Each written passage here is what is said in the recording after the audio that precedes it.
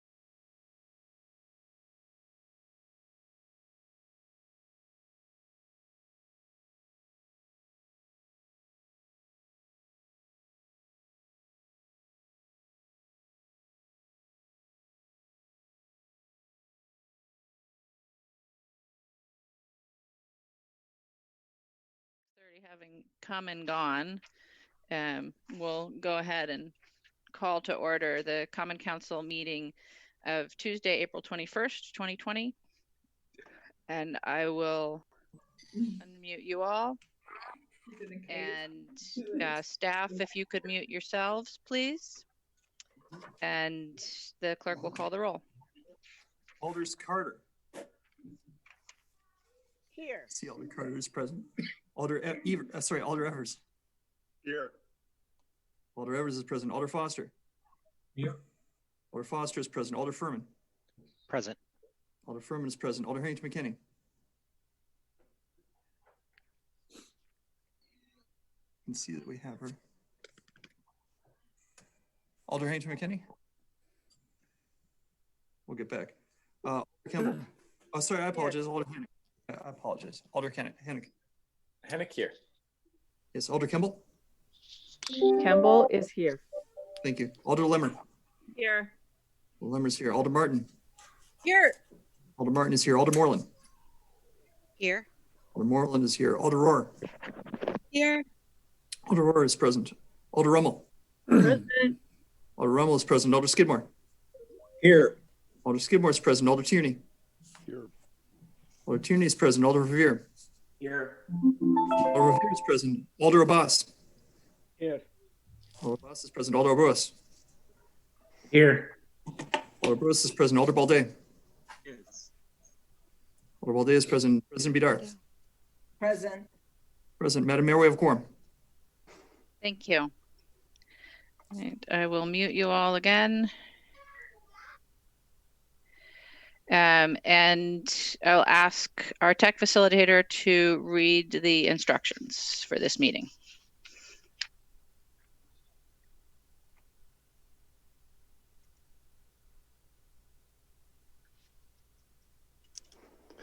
Welcome to our virtual Common Council meeting. We're going to cover a few basic items before beginning. To the members of the Common Council and city staff, the chair, clerk, and tech facilitator are responsible for muting and unmuting council members. Please be mindful that during any roll call, all panelists will be unmuted until completed, at which time the chair will place panelists back on mute. Voting will be considered unanimous. However, if you object to a unanimous vote, please use the raise hand feature when the chair asks for objections. After clicking participants at the bottom of your screen, you can find the raise hands feature at the bottom of your participants list.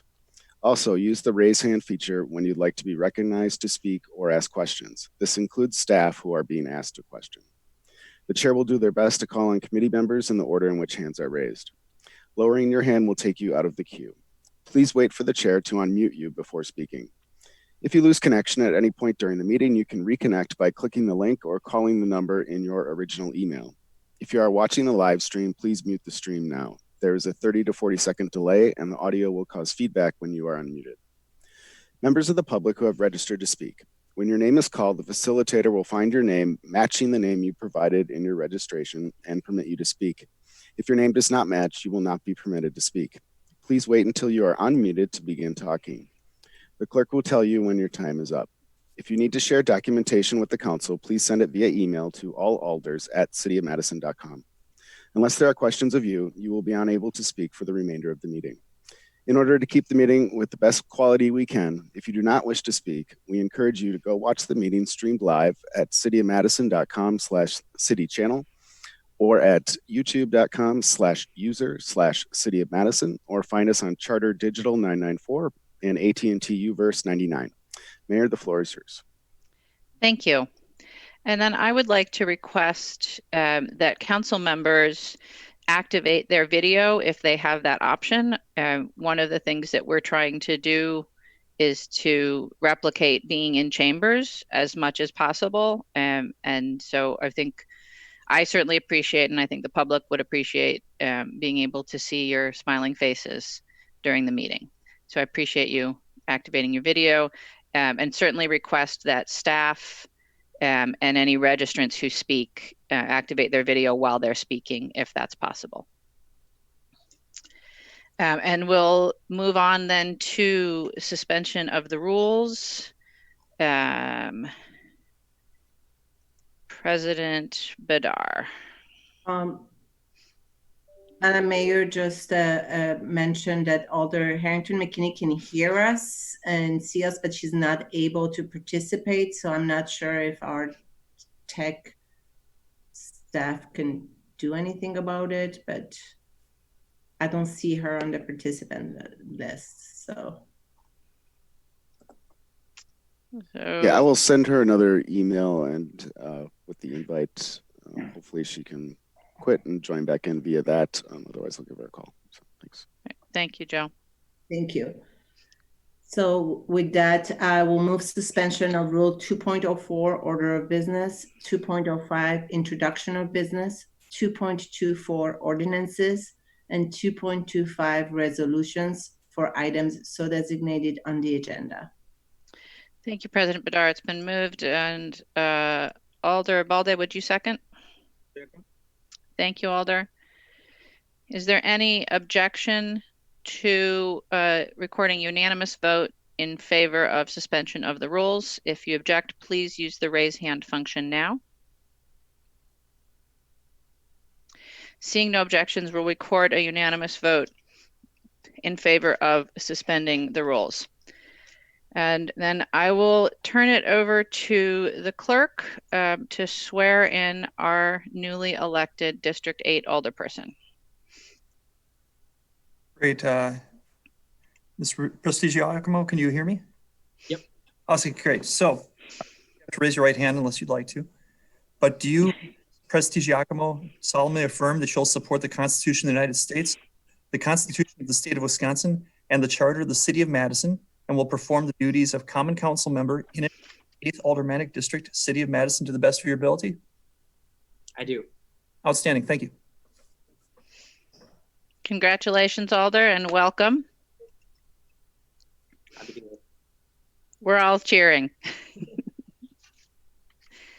And we'll have to give you a formal round of applause when we're all together in the chambers again at some point. And so then at this point, I would entertain a motion for the council to convene as a committee of the whole. If you'd like to make that motion, President Bedar. Madam Mayor, I'm wondering again if I can ask for the tech facilitator if they've been able to have Alder Harrington McKinney back on or not.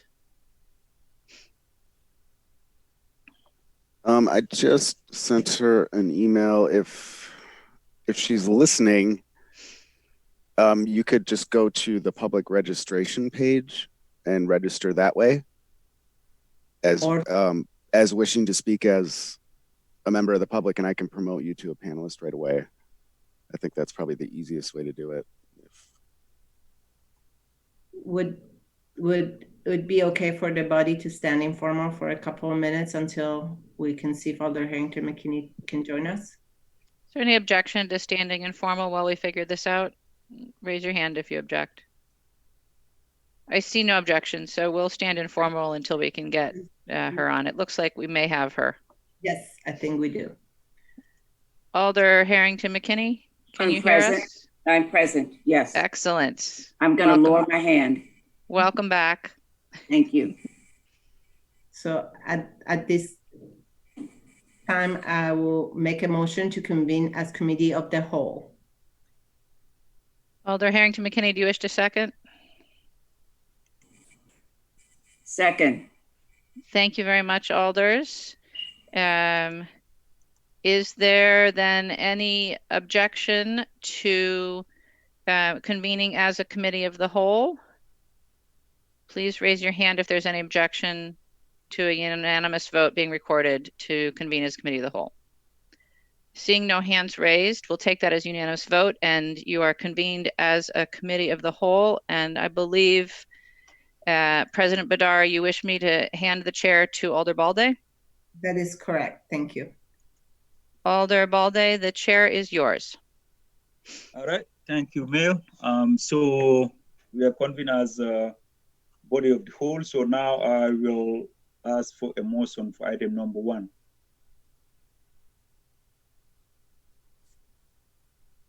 Vice President McKinney. Alder Furman has raised his hand. Oh, okay. So Alder Balde, we're just going to have to tag team this one, I think. So I'll let you. I just made you a co-host, Alder Balde. So I mean, if it's up to you who wants to mute and unmute, but he is able to if he wants to. Alder Balde, if you open your participants list, you can see where people have raised their hands, and then you can unmute them. Okay. All right. So Alder Foreman.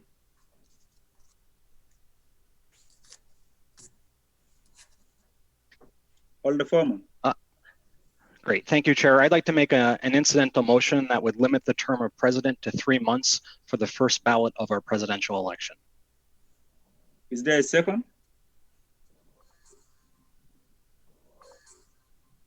Alder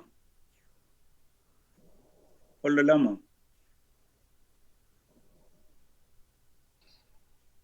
Alder Lama? Yes, I will second. Alder Lama seconded. Discussions? Alder Foreman? Thank you, Chair. Yes, so I'm sorry for the complicated process this evening, but feel strongly that the council consider extending council leadership for 3 months. I know there's a little bit of confusion about how the motion will work, so I'm just going to repeat. I know what Alders received last night. The way my motion works is that the 3-month limit would only apply to the first ballot. If a candidate does not receive a majority on that first ballot, we'll move to a second ballot, which would have no term restriction. It would just be the full year. As Attorney May's memo explained, the floor would be open for new nominations in between all ballots. Although Attorney May has suggested I make this motion first only about president and another motion later about vice president if Alder Badar is elected to a new 3-month term as president, I want to make it clear that I consider extension of both Alder Badar and Alder Harrington McKinney to be a package and hope others respect that. I've heard a ton of misinformation about this proposal and would like to address that and explain why I've put this up. I contacted Attorney May about this process after looking at where we are as a city and as a council. I'm grateful things have calmed down a bit when it comes to COVID-19, but we're still in the middle of this crisis. And as we've seen around the country, things can get worse very quickly. I think the most interesting thing to me about the discussions about this motion have been people's definition of what council leadership does. Our system isn't set up where leadership gets an additional vote or gets to set council priorities. Our council leadership has no say what comes before us as a larger governing body. Our council leadership's job is to help organize the council. It's not to set budget priorities or even the budget process. That's the job of each and every alder. It's not to set the priorities of CCEC. That's the job of the members of CCEC and the council. Council's leadership's role is to help alders do their job more productively. As a council, we're in the middle of figuring out how to get committees back online and the best structure for addressing a recovery plan. As we've seen, there are some different approaches we can take, but I believe we're all in agreement that's important for us to get as much of our legislative structure back to normal as quickly as possible.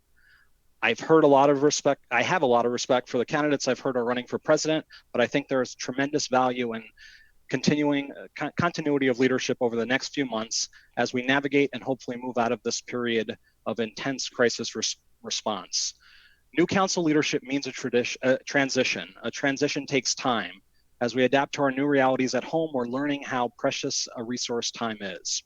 At the same time, we're learning that sometimes things that feel urgent aren't really when you get down to it. I do believe regular change in leadership is good for this council, and I believe that making the shift for 3 months from now instead of today would allow us to do it on more steady ground. I appreciate your support for maintaining this small bit of continuity when we can. I hope you vote to support allowing the council to select a president for 3 months. Thank you. Thank you, Alderman. Let me see if there are any other hands. Any other discussions? Anybody? I don't see any hands up. So we will come to a vote now.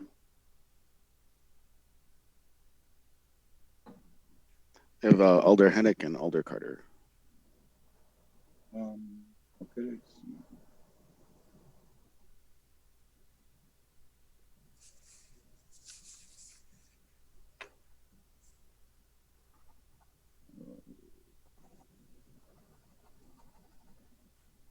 Alder Hennick. We have a rather short. I just unmuted him. There we go. Okay.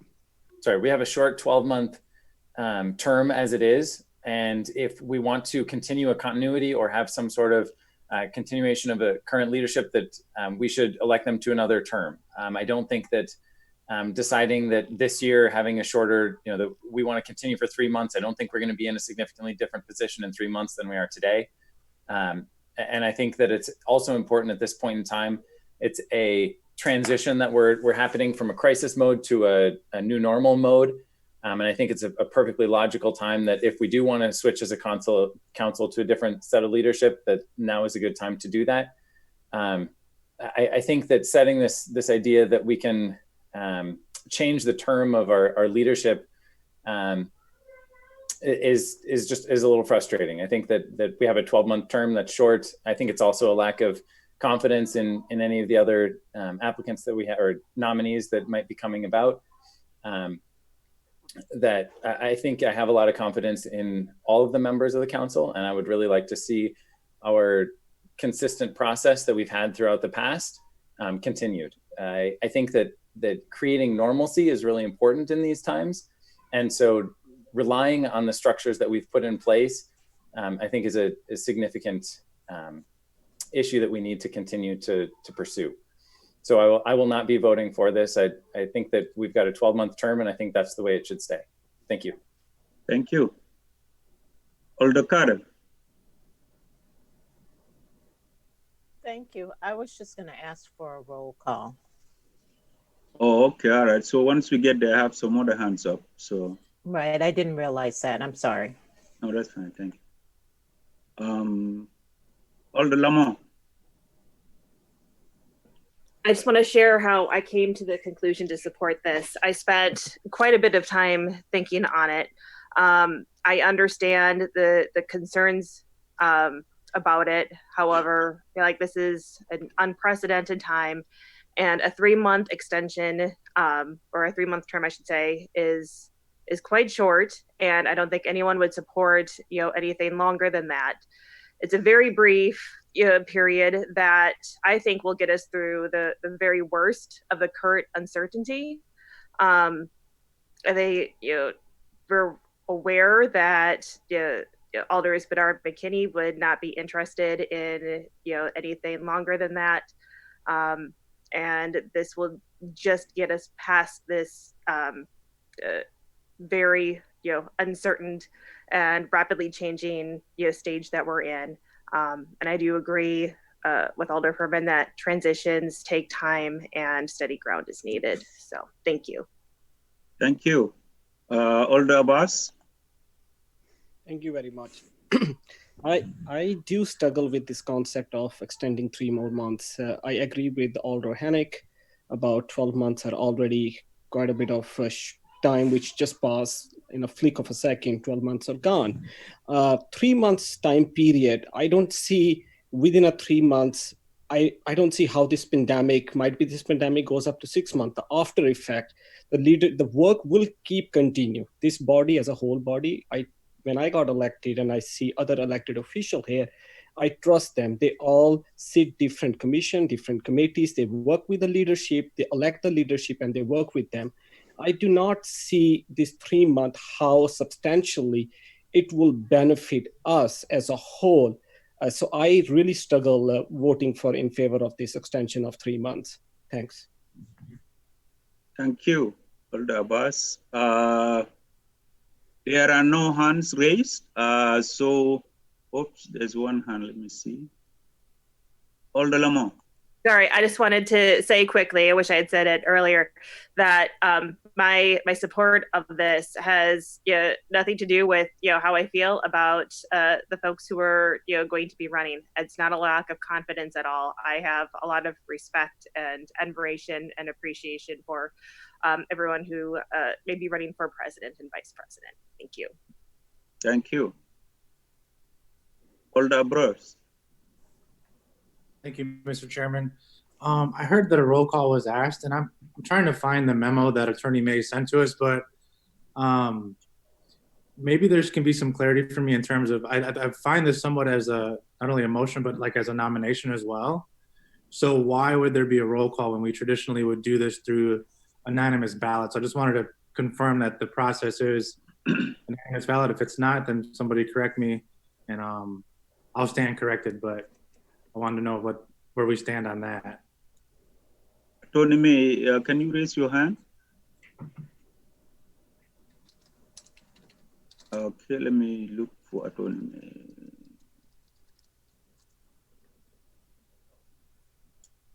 Sorry, he's at the top of the list now because he raised his hand. All right, yep. All right, Attorney May. Yes, thank you. The reason that this motion is made in open session and with the votes recorded is that it is actually not a ballot. You are not choosing who the president would be, even though the maker of the motion has indicated his purpose in making the motion. The only time when a council can do a secret vote is when you are actually electing the officers. It's entirely possible that this motion will pass and you go to elect an officer and perhaps someone other than the one that the mover of the motion wants to be elected may be chosen. So I could not find a way to make this incidental motion, which is essentially not to elect an officer, but to modify the term from the normal 1 year to 3 months, that was the equivalent of a ballot or anything like a ballot. And the rules on the ballot are very strict. That's the only time, and the lawyers look at that very strictly. It's got to clearly be a ballot. And this doesn't qualify. This is a motion to change the term of the office. Okay, so I understand it correctly that the motion is an open session motion, and then the subsequent nominations, if it's passed, those, even if it's 3 months, those nominations and votes will be secret ballot, correct? The nominations are made in open session, but all the voting will be secret ballot. Voting will be by secret ballot. Gotcha. Thank you. Thank you, Attorney May. No more hands raised. So Alder Carter had requested a roll call. So at this point, the clerk will call the roll. Thank you very much. Alder Carter. No.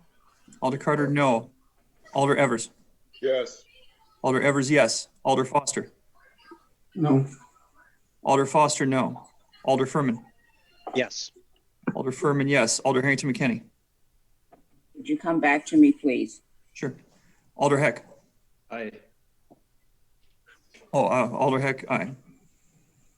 Alder Hennick. No. Alder Hennick, no. Alder Kemble. No. Alder Kemble, no. Alder Lemmer. Aye. Alder Lemmer, aye. Alder Martin. Aye. Alder Martin, aye. Alder Moreland. Aye. Alder Moreland, aye. Alder Prestigiacomo. Yes. Alder Prestigiacomo, aye. Alder Rummel. No.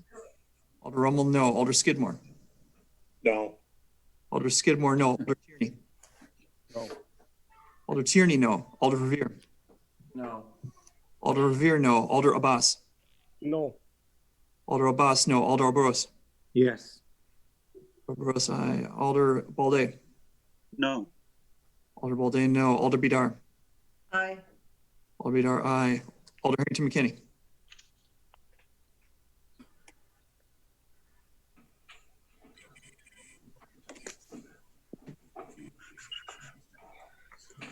Alder Harrington McKinney.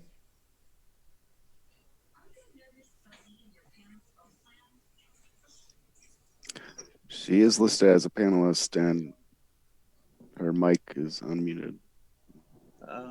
Well, she was. Yeah, she is.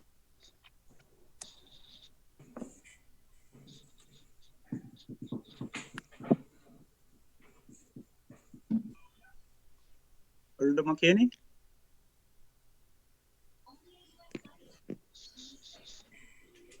She's unmuted.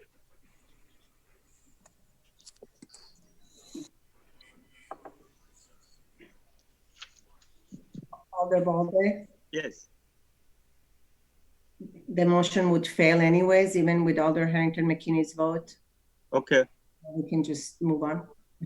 9 ayes, 10 noes. All right, so the motion fails. Thank you, everybody. So is there another motion or President Bida, you want to take over the chair? I can take over at this time. Thank you. Thank you. So we'll move now to nomination for council president. Raise your hand. I see no hands raised. Any nominations for council president?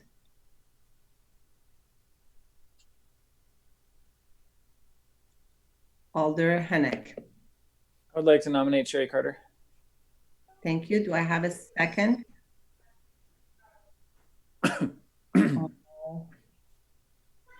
I don't see any hands raised. Alder Abbas. Second. So we have a nomination for Alder Carter and a second. I see other hands raised now, so sorry. Alder Lemmer. I'd like to nominate Alder Martin. Thank you. Do I have a second to that motion? Alder Heck. Second. I have a motion and a second for a nomination of Alder Martin. So do we have any additional nominations? Any additional nominations at this time? So we have a nomination for Alder Carter for president and a nomination for Alder Martin for president. Anybody who would like to speak on the nominations? I see no hands raised right now. Alder Carter. I would like to speak towards my nomination. Thank you. Go ahead, Alder Carter. Thank you. Today, I choose to define myself. I'm a product of parents who came to Madison in the early 1950s when the practice of redlining prevailed throughout the city. It took my parents almost a year to find housing, but not in the neighborhoods they desired or could afford. They only found housing in those neighborhoods that would tolerate Black families living there, in neighborhoods where people who looked like us were permitted to live. My parents and grandparents believed in community service, taught us that it was important to extend a helping hand to others. We have been honoring that lesson for over 90 years, and that is what drives me. Why public service is so important to me? Well, it drives me from the words of my family. You must be willing to solve the injustices of society, fight for those who are weary to fight, too weary to fight, for those who may never be invited to the seat or to the table, and seek out people who are committed and believe that justice is a human right for all.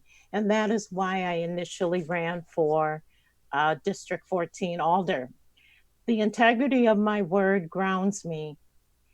I stand by my word, and my word is my bond. It is who I am when I look in the mirror. It is who I always see. It is who I must always be. It is who I am at neighborhood meetings, at committee meetings, and within the council chambers.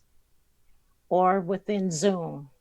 It is critical that your leaders be transparent during these challenging times, and we must be accountable for our actions on how we communicate and the decision that we as a council makes.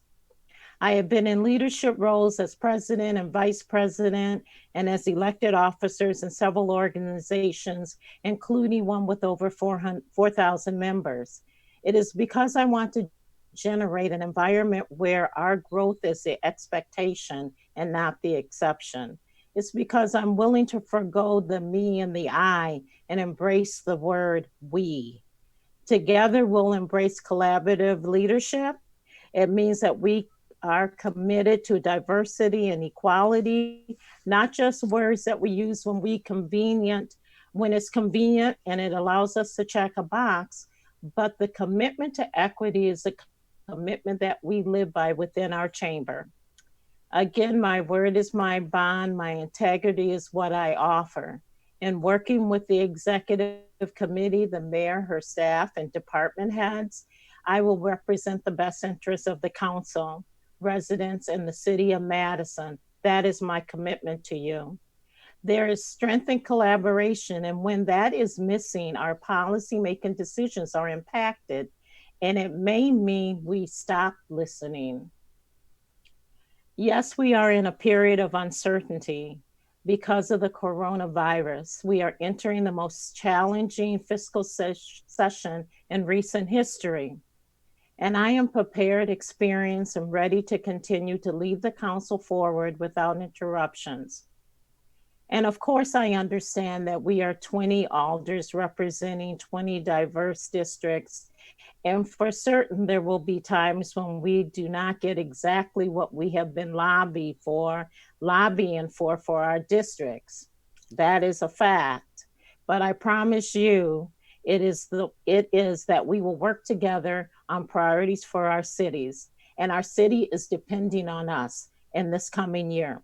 Again, I'm prepared, experienced, and ready to continue to lead our council forward. We need to be focusing on healthcare, the aftermath of the eviction suspension, housing, and of course, COVID-19. It's not going to go away with the flip of a switch, but we continuously have to work to improve our vulnerable residents and recovery of not only our city, but the recovery of our economy and transportation.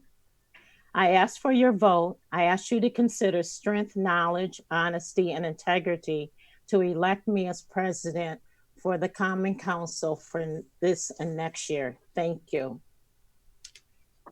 Thank you, Alder Carter. Next, I have Alder Martin wishing to speak. Alder Martin, go ahead. Sorry. Very honored. Oh, I'm sorry. I just unmuted you. Start again. Sorry. Thank you. I want to say that I'm very honored to be nominated for council president of the city where my ancestors, the Ho-Chunks and the Mound Builders, have lived for time immemorial. It is not, I think about the fact that I have been the first Native person to serve on this body in this city's history almost every day and carry that responsibility with me. We're operating under really extreme circumstances right now in a public health crisis unlike any of us have seen in our lifetimes. We've seen our city react quickly to minimize COVID-19's impact as much as we can. We all know that every single one of us has work to do. As council president, my goal would be to make sure that communications between our body, the council, the mayor, departments, department heads, EOC, and any other city entities are solid going both ways. Facilitating transparent conversations makes it easier for us as council members to craft the policies that we need in order to mitigate COVID-19's impact and set us up for a recovery. We know that what happens after this is not going to be the same normal that existed in January, and we have to prepare for that. We all need to work on this together, and we all have a lot of heavy lifting to do. But the good news is there is so much talent on this body. so many different skill sets, so many different backgrounds, but the thing that unites us is how much we care for our city. We have the ability to tackle the issues like the looming eviction tsunami from so many different angles so that our solutions are comprehensive and wide-reaching. I want to make sure that we have these discussions we need to have so that the policies that come from them help the most people and are delivered and use an equity lens. This includes getting our BCCs online as soon as it is feasible to do so, and debriefing and working through how our bodies and systems worked during this emergency so that we can better prepare for any future emergency that the city may face. I also want to mention that I have the time to devote to the role as council president full time. After my father's passing, I was able to leave my day job to be more available to my family while we heal. Now that we are further down that road, my intention would be to serve full time as council president. And I believe that that is completely feasible. And I believe that we need someone who can devote all of her time to that. I commit to listen to everyone, to be transparent, and use my organizational skills to make us individually as well as collectively successful in our work. I would be honored to serve as council president for the coming year. And again, Pina Gigi for the nomination. I hope to earn your support. Thanks.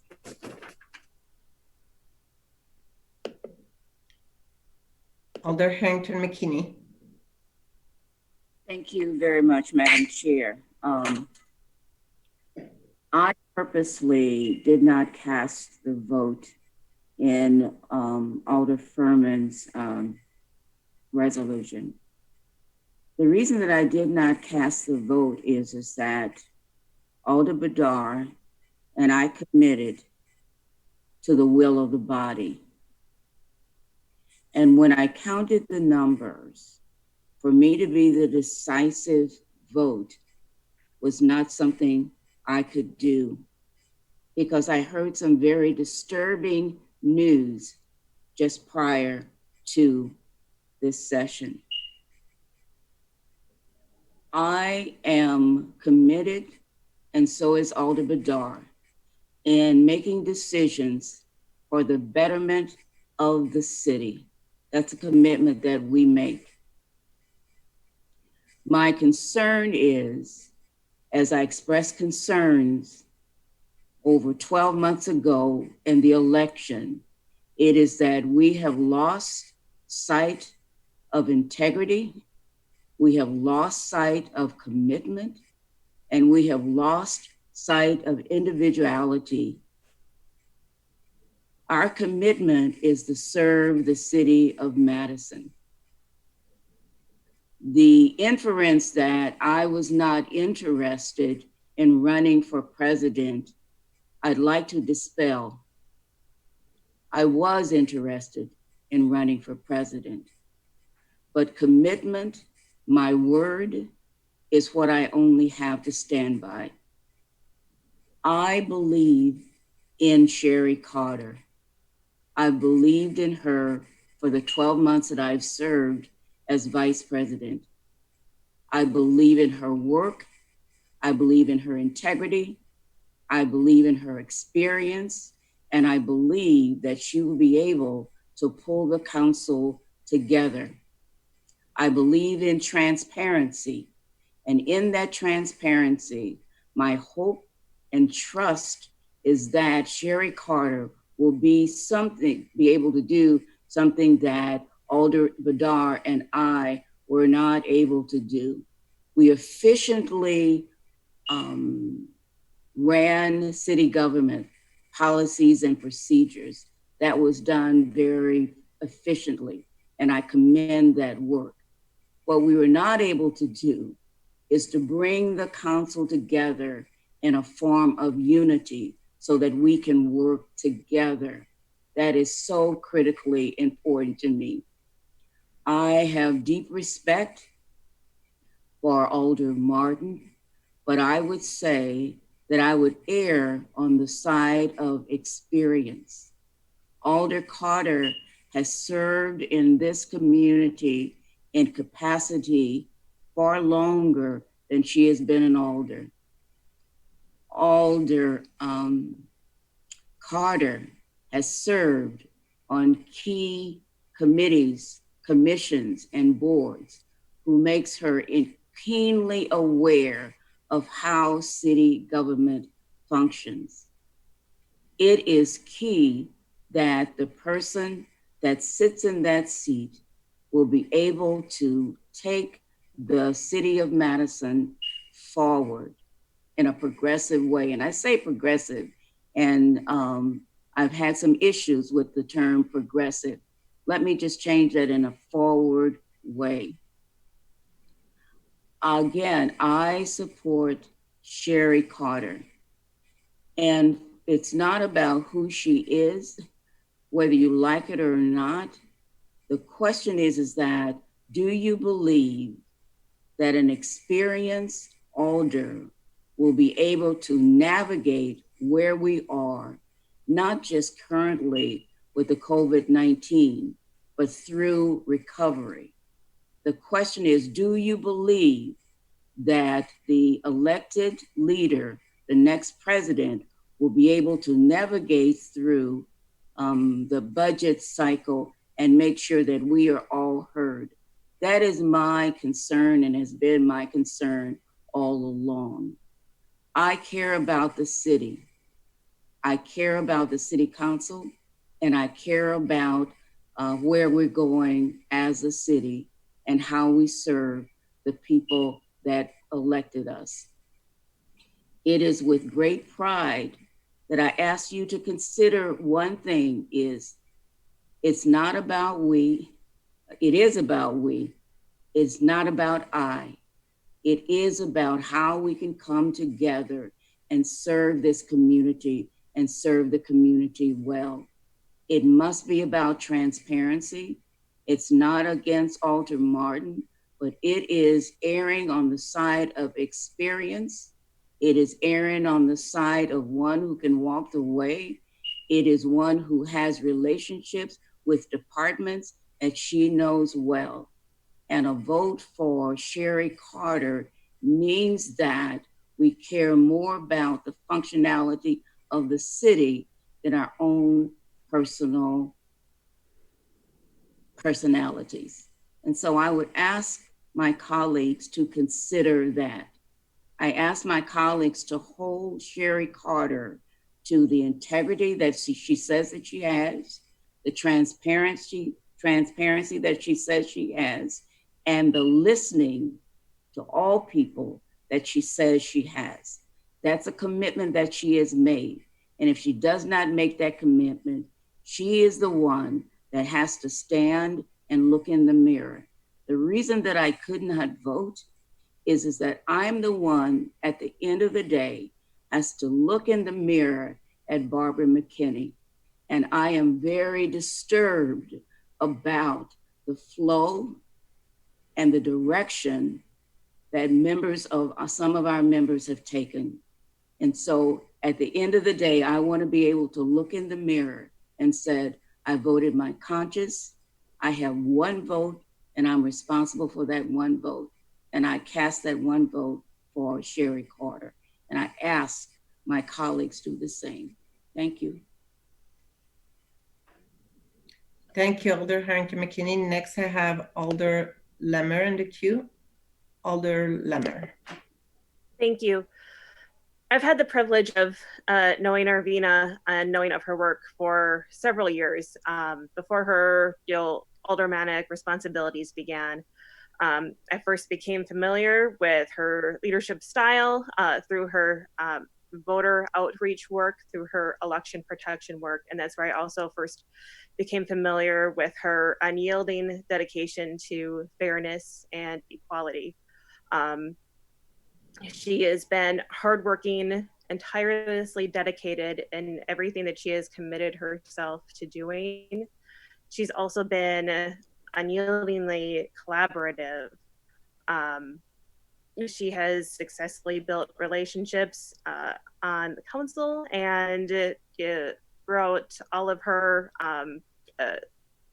cause-related work, uplifting our community. She's been a great listener, and every situation that I have had the privilege of working with her on, and she has continued to look for solutions that take into account different perspectives, and she has such a strong collaboration style, and that's why I've always appreciated working with her. That's why I've always appreciated her leadership style, and is also why I am honored to nominate her and to support her. Thank you. Thank you, Alder Lemmer. I do not see any other hands. If there are no other alders wishing to speak at this time, I will close the nomination and we will ask the clerk to send us the ballot by email per the instruction received by the city attorney and Kwesi. We will each need to individually respond to the Survey Monkey link that we will be receiving shortly with our selection.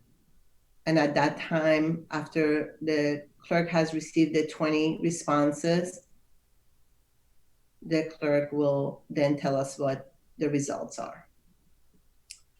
Clerk, have you sent the, yes, you have, thank you. So we all will look at our devices and respond. Thank you.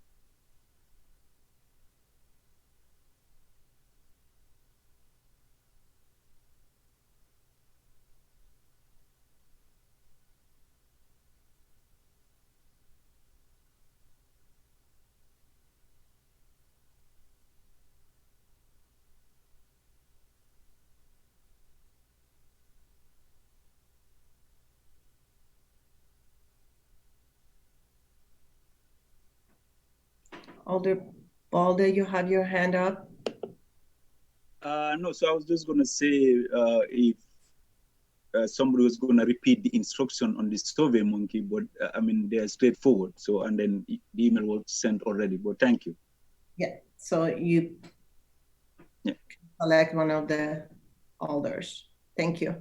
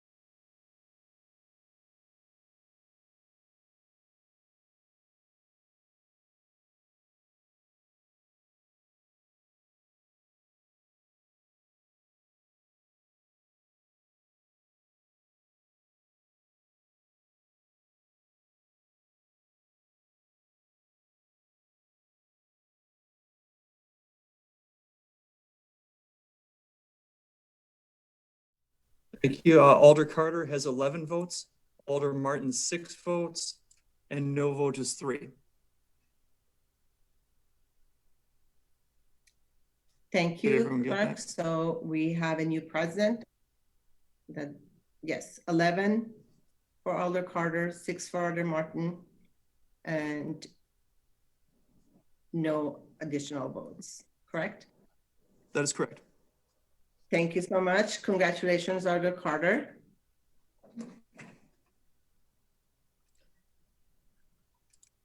With that, we will move to the nominations for Council Vice President. Alder Carter, would you like to take the, well, actually, no, I'm sorry. Now that I'm thinking it's until we come out of the Committee of the Whole. So I will continue with the elections of the Common Council Vice President. We will take nominations at this time for Common Council Vice President. So if you would like to nominate a Vice President, please raise your hand.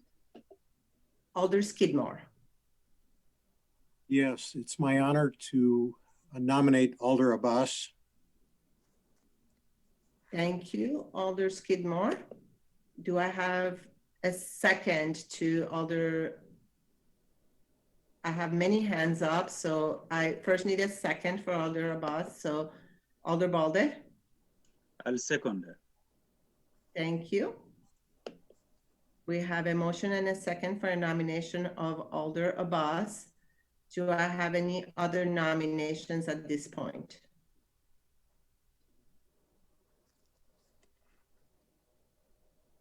Alder Heck? I'd like to nominate Alder Alder- Furman. Thank you, Alder Heck. So we have a nomination for Alder Furman. Alder Moreland, would you like to second that? I'd like to second. Yes. Alder Moreland. Okay. So we have a nomination for Vice President for Alder Furman and a second. We have two nominations at this point, Alder Abbas and Alder Furman for Vice President. Do we have any additional nominations? Seeing none, I will open the floor now for any comments on the nominations for Vice President. If you would like to speak, please raise your hand. I see no hands raised. Alder Hennick. Yes, I would like to speak supporting Syed Abbas. I think that he's done a wonderful job of listening. That's one of the things that I really appreciate about him. He is able to speak his mind, is able to punctuate what the points he's really looking at making are, and being able to take a number of people in a group and debate in a respectful manner that takes into account the different perspectives while still defending his own. So I appreciate the way that he is conducting himself on the council floor as well as in his district. So I will be strongly supporting Syed Abbas. Thank you, Alder Hennick. I have Alder Abbas up next. Go ahead, Alder Abbas. I believe Alder Furman was next I, in a queue. Then it was my hand. okay, I see them separately, but Alder Furman, do you mind going next? No, thank you. I want to first start by congratulating Council President Carter. I look forward to working with you as an alder and hopefully as Vice President. Thank you, Alder Heck, for the nomination. It wasn't an easy decision for me to decide to run for Vice President. When I found out last week the council member I planned to support was not running, I decided to run. I think we're in a unique time where my experience, time, and efforts would be helpful in organizing this council. I want to start out by saying a little bit about how I've approached my role as alder. The combined experience and wisdom of this council is incredible, and I've tried to get as much exposure to that as possible. After last year's April election, I reached out to all 9 new alders and offered to grab a coffee or lunch. I was in a similar position only a few months earlier, and I was eager to share some tips and tricks, learn more about who they are, and what their priorities were, and how we might work together. I'm grateful many took me up on that offer, and I'm grateful for the relationships that formed as a result. I've learned a lot from each of them. I hope I've shown my colleagues how hard I work. Despite not being a member, I've attended every single Common Council executive meeting to hear detailed discussions of different policies and proposals. I had to vote on a budget very quickly after being appointed, so even though I wasn't yet a member of the Finance Committee, I made sure to attend every single Budget Finance Committee hearing to learn more about the complicated process. When our new council term started, I was there. I had already learned a lot about city council and city government, but made sure I attended or at least watched every single orientation given by staff. During my tenure so far, I've spent a lot of time learning and reacting to different situations on many things, including severe flooding in my district, the Judge Doyle debacle, security at Tree Lane, how to improve our government via the Task Force on Government Structure, and the difficult decisions in the 2020 budget. I struggled to figure out how to avoid implementing the vehicle registration fee and spent many hours trying to address community feedback about public safety budgeting. I'm sure you all saw my long blog post about police retention. I've tried to bring a pragmatic and very engaged approach to what we all know is a difficult job. We're in an important time as a council. I'm eager to see us transition from the mayor's emergency powers to resume the full function of our legislative branch. I've worked a lot in the last few weeks with fellow alders coming up with different proposals to see how we can best utilize the collective power of this body. I've discussed that work in the last few CCEC meetings. I definitely recognize I still have a lot to learn, but I've worked hard to make the most of my time in this position, taken real steps to understand concerns of each of my colleagues and the constituents they represent, and spent significant time thinking about how we can be most effective as a council overall. I feel confident that my previous efforts will be a strong asset in working to help the president continue to make the council the best it can be. For me, this position isn't about being someone, it's about doing something. I'd be honored to have your vote this evening. Thank you. Thank you, Alder Furman. Alder Abbas, I do believe now your hand is up. Thank you. Thank you very much for the nomination, and thanks for the kind words, Alder Hennick. And thanks for giving me opportunity to speak on my candidacy for Vice President of Common Council. I also have spent time thinking about my decision to run for Vice President position, especially during these stressful times, given the global health crisis. I think so we can all agree we need leadership who can effectively and collaboratively work with the Common Council and bring everyone's voices to the table. I have thought long and hard about why I would be the best fit for this particular role. And I want to share some examples I kept coming back while making my decision to run for a vice president. When I was newly elected to the Common Council, my district was facing serious and complicated challenges, including but not limited to the deployment of F-35s, the Oscar Mayer Special Area Plan, the various development projects, including affordable housing. From the draft to the final environmental impact statement for the F-35 bed down, I engaged, I listened, and collaborated with my constituent and with my neighboring alders, bringing their voices to the table. When the EIS draft document came out, I was told by some group that there were only a handful of people against the F-35s, and they are the only one. They're only one making noises. Rather than listening to groups tell me what to believe, I know it was important for a leader to understand the people he or she serves and to ask them their thoughts on the topics directly affecting them, to know them better and to confirm whether it was just a handful of people. I went and knocked on neighbors' door, called them on the phone, met with them at various events, and I organized community meetings to listen to their voices. And what I found out was that my constituents are overwhelmingly in opposition to the F-35 bed down. So I took their voices to the Common Council and effectively represented them here at this body. Besides serving my district, I have also brought my skills and ability to address city, state, and global challenges the world and future generations are facing. When I was elected, I set sustainability goals and prioritized the fight against global warming. You have all seen my work on the plastic straw ordinance, and very soon I will be introducing an electric vehicle charging station ordinance in the City of Madison. I have been working for nearly the past year on this ordinance, and it will be the first of its kind in the state of Wisconsin. It will help us reduce carbon dioxide and other harmful tailpipe emission so we can breathe cleaner, healthier air and fight climate change. In addition to ordinances, I also start working regarding the role of City of Madison with private building design and how we can work effectively with developers to help them achieve sustainability goals that are good for everyone. On a personal note, I come to work every day with an immigrant mentality. By this, I mean I work hard regardless of how big the challenge is, and I work with honesty and integrity. This is a part of my personality, who I am. I want to contribute my world in a meaningful way. I understand I have an accent and I sometimes don't get pop culture references, as my wife joked with me about For example, piece of cake. How would I know that? It means it's easy to do something. But I never let those differences affect my ability to communicate with my peers and connect with the community around me. Talking about communication, I speak 4 languages. With each of the language I have learned, I not only learned the language, I also learned about the people, their culture, and their way of life.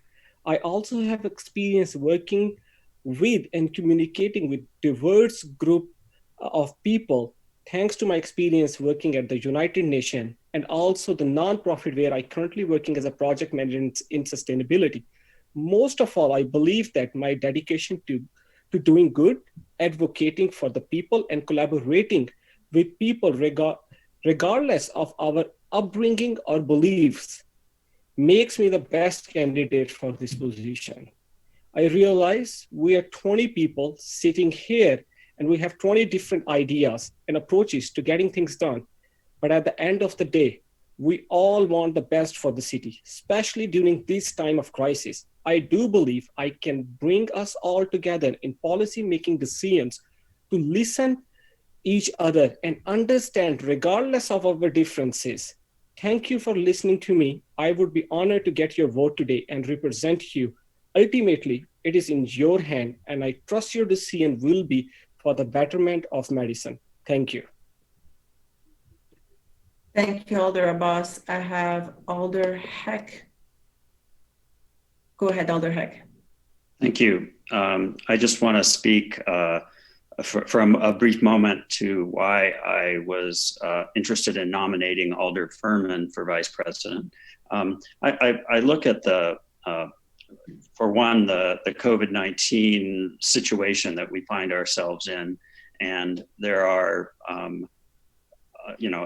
we're all going to have to stretch our abilities in the coming months and years even, and get involved in policy matters that we had no idea we'd be involved in just a short 6 weeks ago, maybe. And I really appreciate that Alder Furman has already participated to a great deal in this process of trying to figure out what we're going to do. Just in working on this idea of having ad hoc clusters of interest of alders and working with various committees and trying to figure out how to fold those efforts together in the most productive way possible. I saw that Alder Furman has a pretty amazing grasp of how the process can work and how it should work. And I really appreciated that.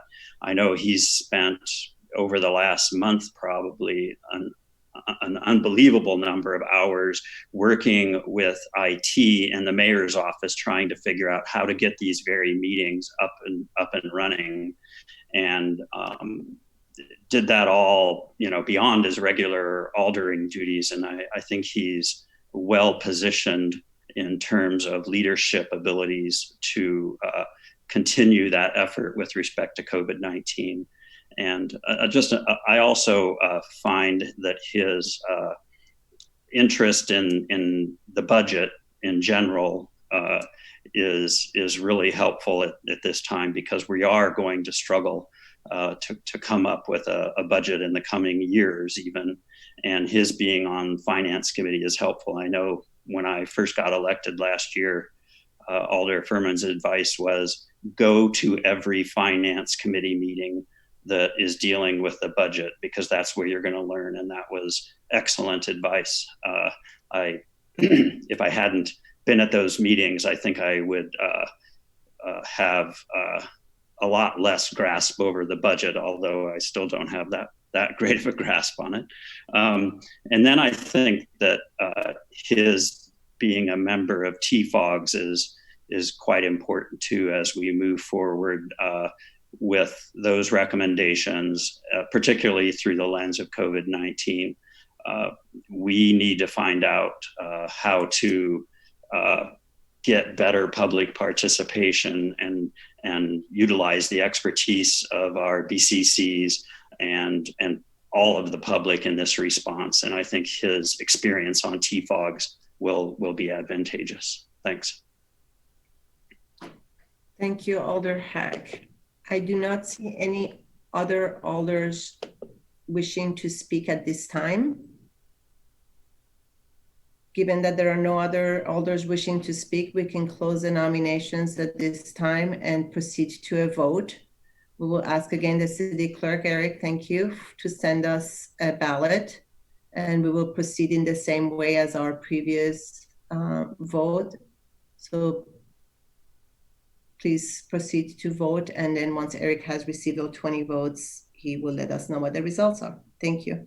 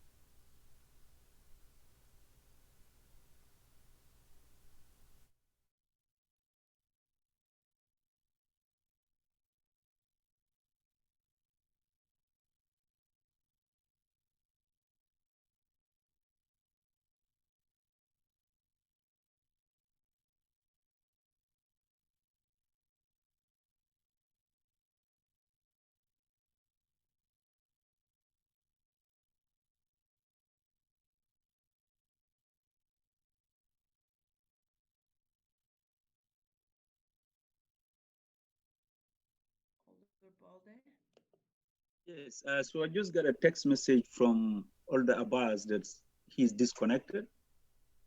Oh.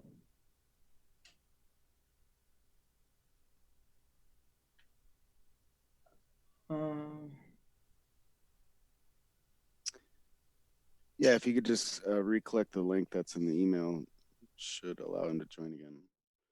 I did notice Zoom was throwing some warnings up for a lot of you that your bandwidth was low. I'm not sure if that's on our end or on your end, but that warning was there.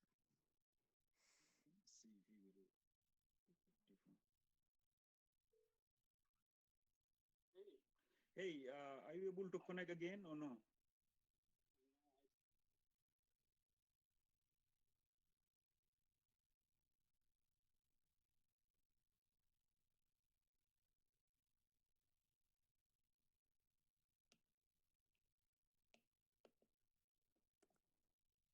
I don't see Alder Abbas yet back.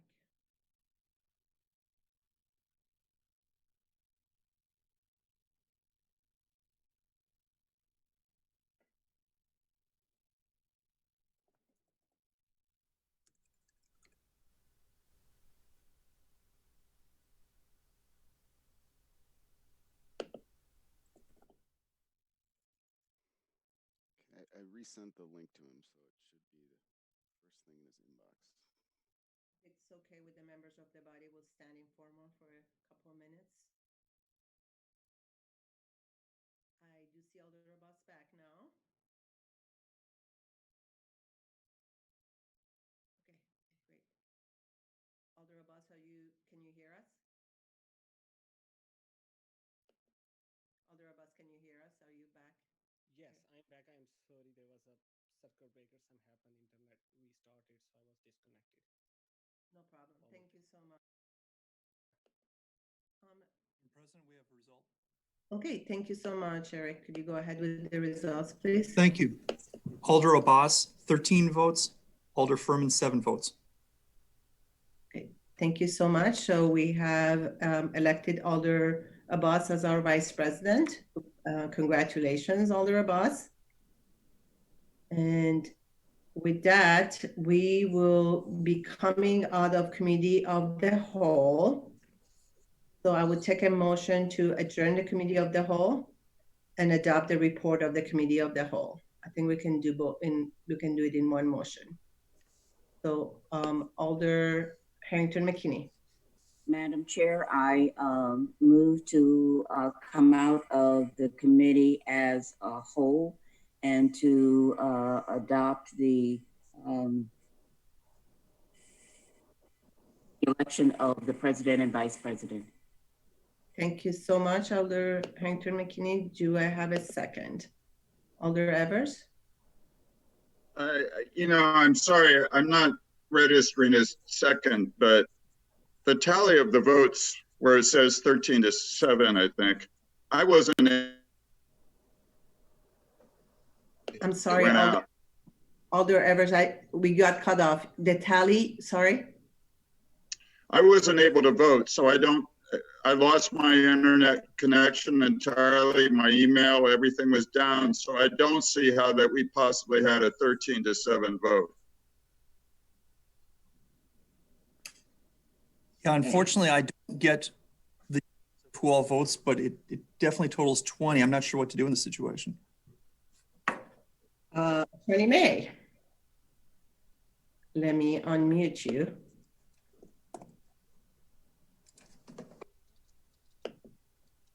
Attorney May. Well, I would just ask, you could ask the alders whether anyone else had trouble voting, because even if somehow we have 20 votes and yet some people say they can't vote, and the only question would be whether those who were unable to vote would affect the outcome. It would have to be at least 3 people, all of whom voted for Alder Abbas. Well, my only point, the only reason why I bring it up is that there were not 20 votes. There just weren't, because I did not vote. So that seems to mean that there is a breakdown in our system.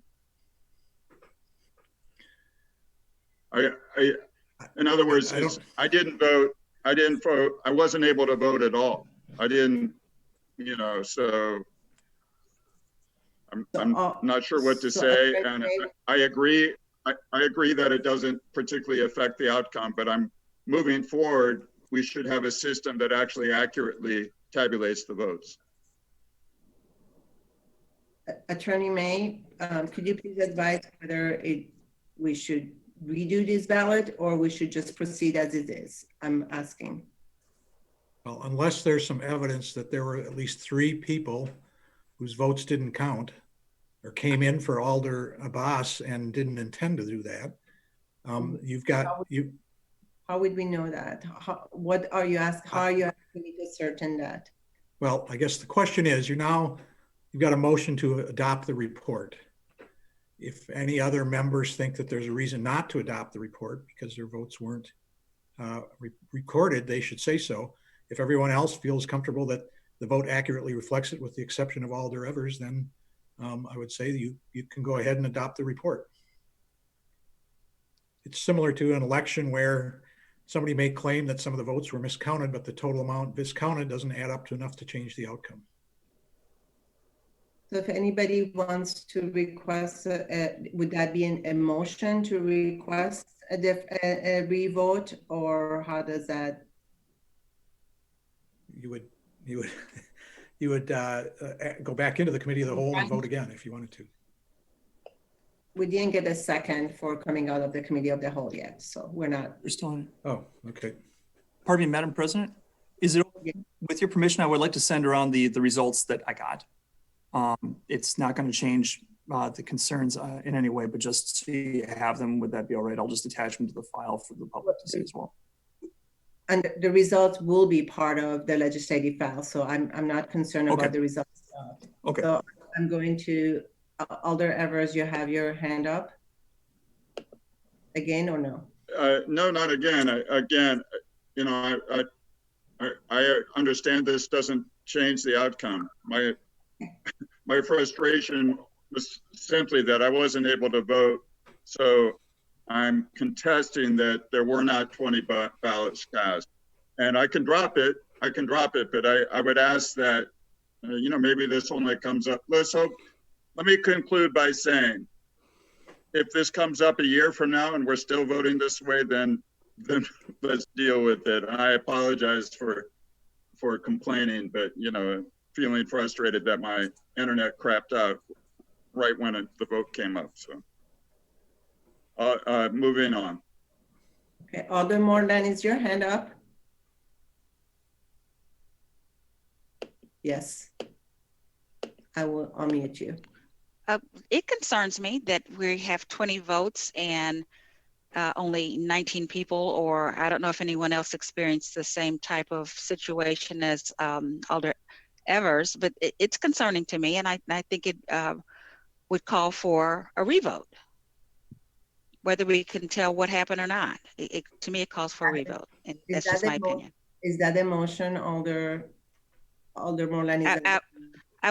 I would like to make a motion to cast a revote. Okay, so we do have a motion.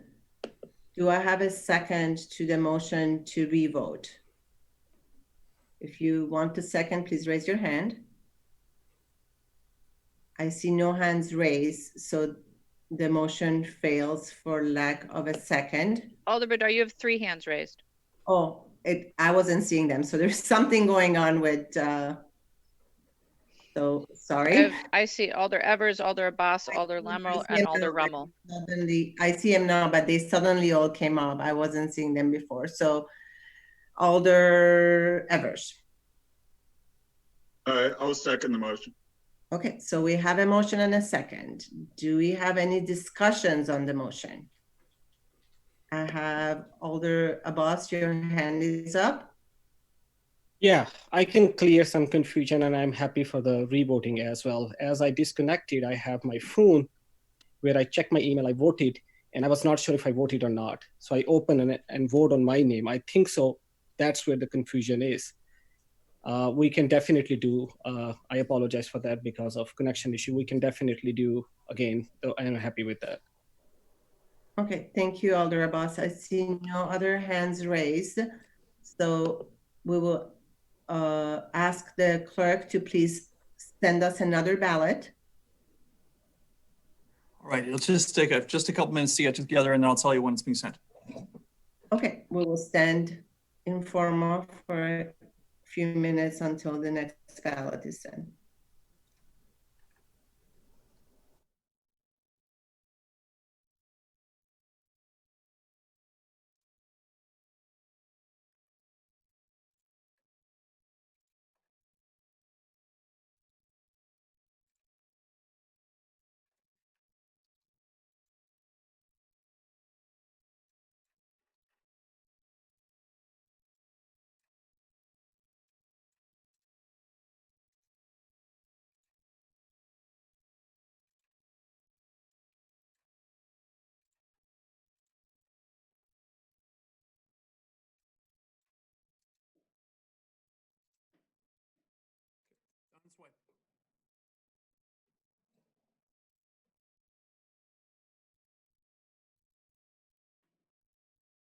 So the ballots have been sent by the city clerk. So if we could all please take a moment to vote.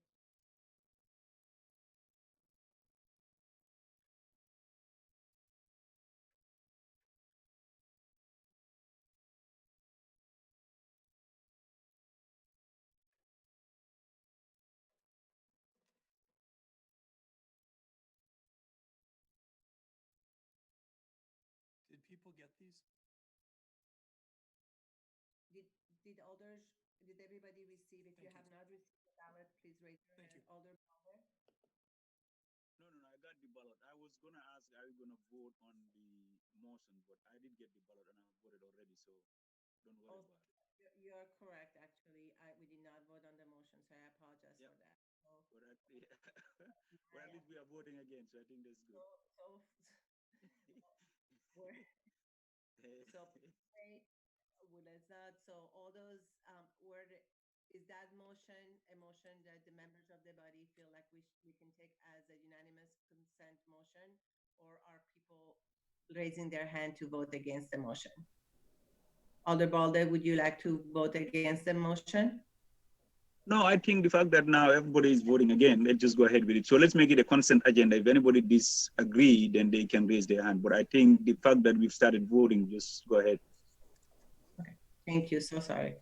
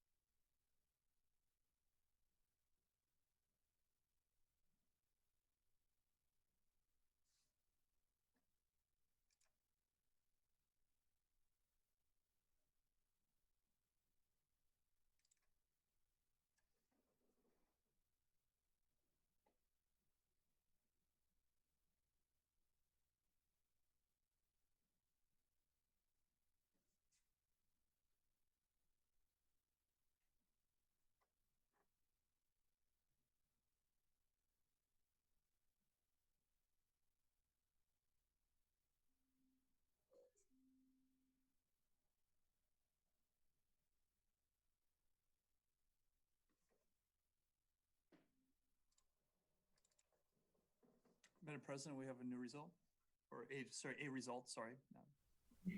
Thank you. Eric, could you go ahead with the results?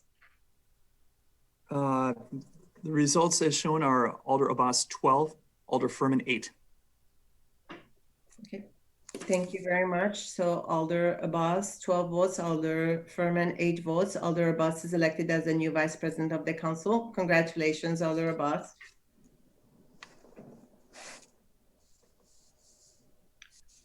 With that, I think now I can entertain a motion to adjourn the Committee of the Whole and adopt the report of the Committee of the Whole. Vice President Harrington McKinney. Thank you, Madam President. I move to come out of the Committee of the Whole and to adopt the report of the election. Thank you. Do I have a second to that motion? Alder Rommel.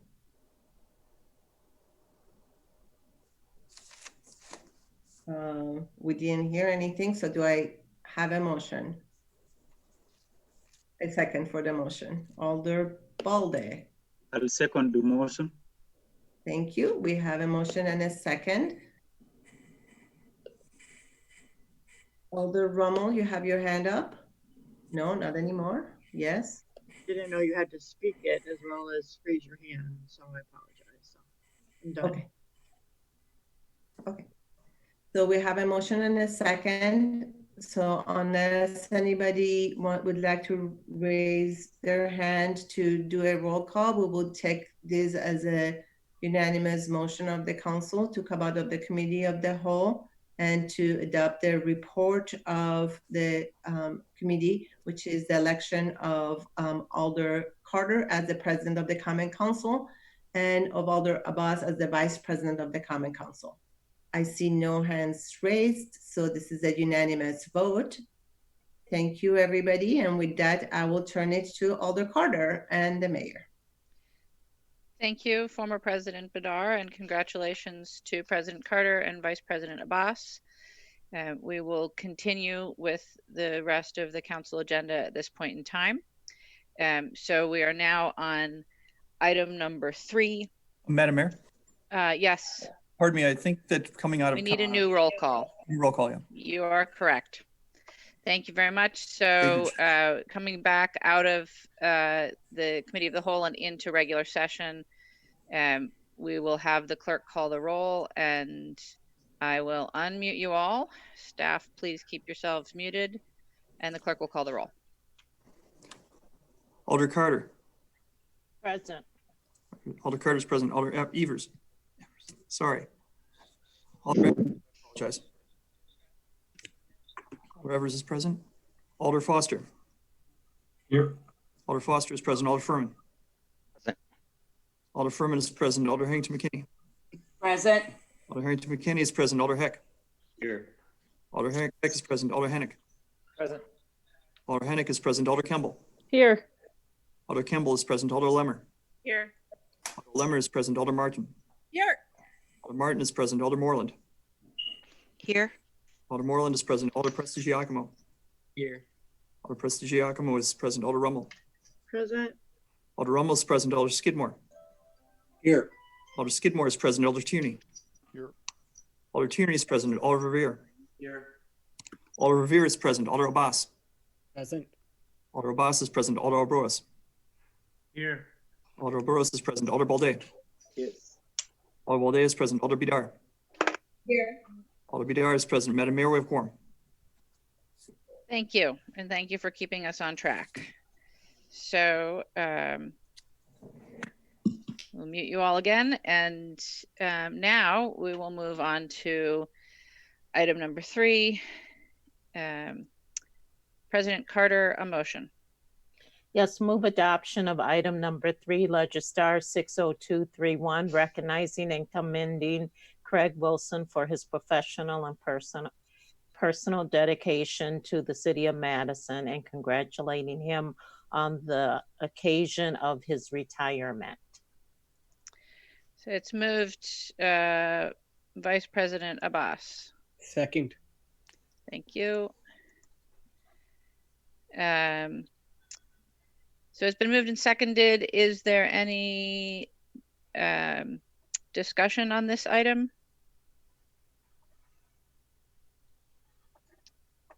Alder Verveer. Thank you, Mayor. First, let me take a moment to just congratulate and welcome formally Alderperson Presta Giacomo, and very sincerely thank outgoing Alderperson Rohr for her excellent service. And I also want to take a moment secondarily to congratulate our incoming leadership and thank our outgoing council leadership.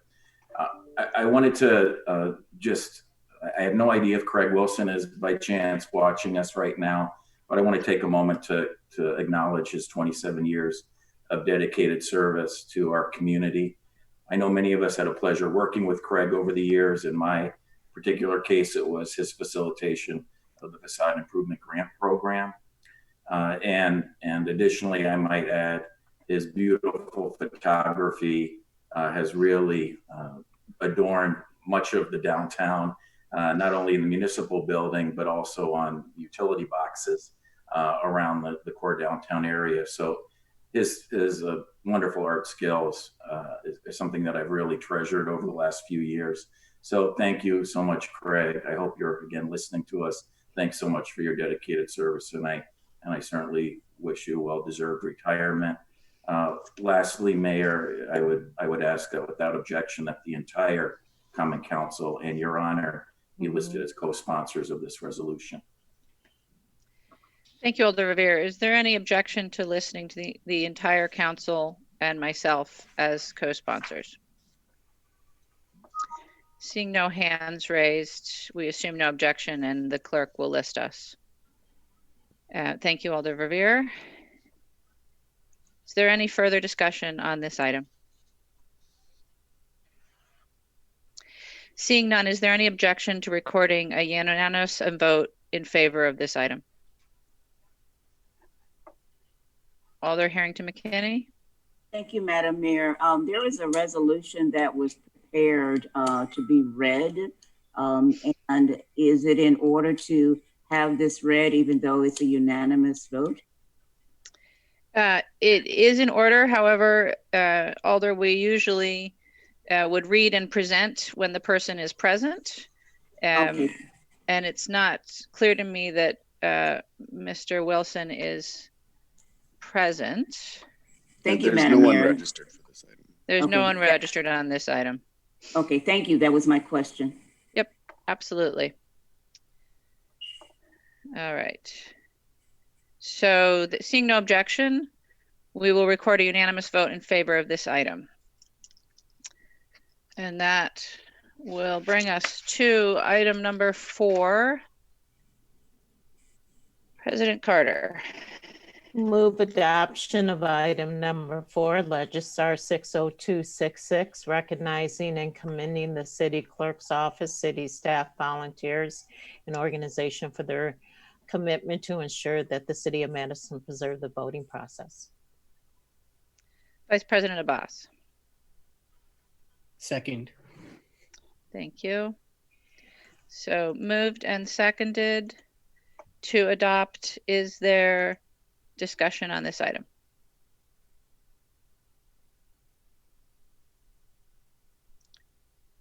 Seeing no discussion, is there any objection to me speaking from the chair? Seeing no objection, I just want to thank the alders, Alder Carter and Alder Furman, who initiated this resolution. The work of our city staff, the poll workers, and volunteers in the April 7th election was really, truly incredible. Should not have had to be so incredible, but it was. And I think that we saw that day the fruits of that in how we were able to run a not ideal but relatively safe election. And I just want to thank again Alder Carter and Alder Furman for bringing this forward, and thank again everybody who's named in the resolution. All right, seeing no further discussion, Alder Harrington McKinney. you, Madam Mayor. I also want to thank the alders for bringing this forward. I'm a chief inspector, and I was in awe that day of serving and the volunteers that stepped forward to make sure that the election happened, and everyone who had the opportunity, people had the opportunity to vote. We processed over 1,000 absentee ballots, and it was just amazing, the consistent dedication of the elected officials and those who came out in person to vote. And I highly commend everyone who was involved in making that Tuesday a memorable day in spite of the challenges that they faced. And I want to make sure that I join in acknowledging that. Thank you. Thank you, Alder Harrington McKinney.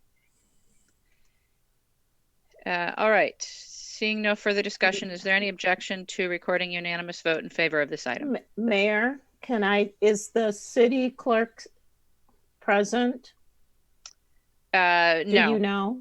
No, Okay. Ms. Witzelbell is not present. Okay, thank you. She is taking a much needed 2-week vacation. And she should. And we can all thank her, hopefully in person, in the not too distant future as well. All right, so seeing no objection to recording unanimous vote, we will record a unanimous vote in favor of that item, and we will move on to item number 5, President Carter.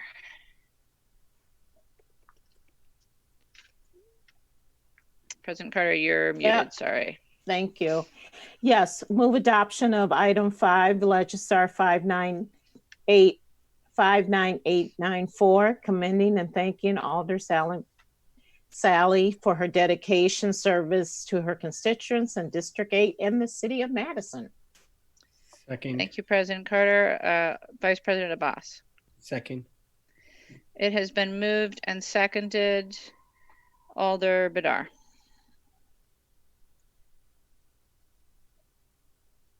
I'm trying, Alder Badar. Hold on.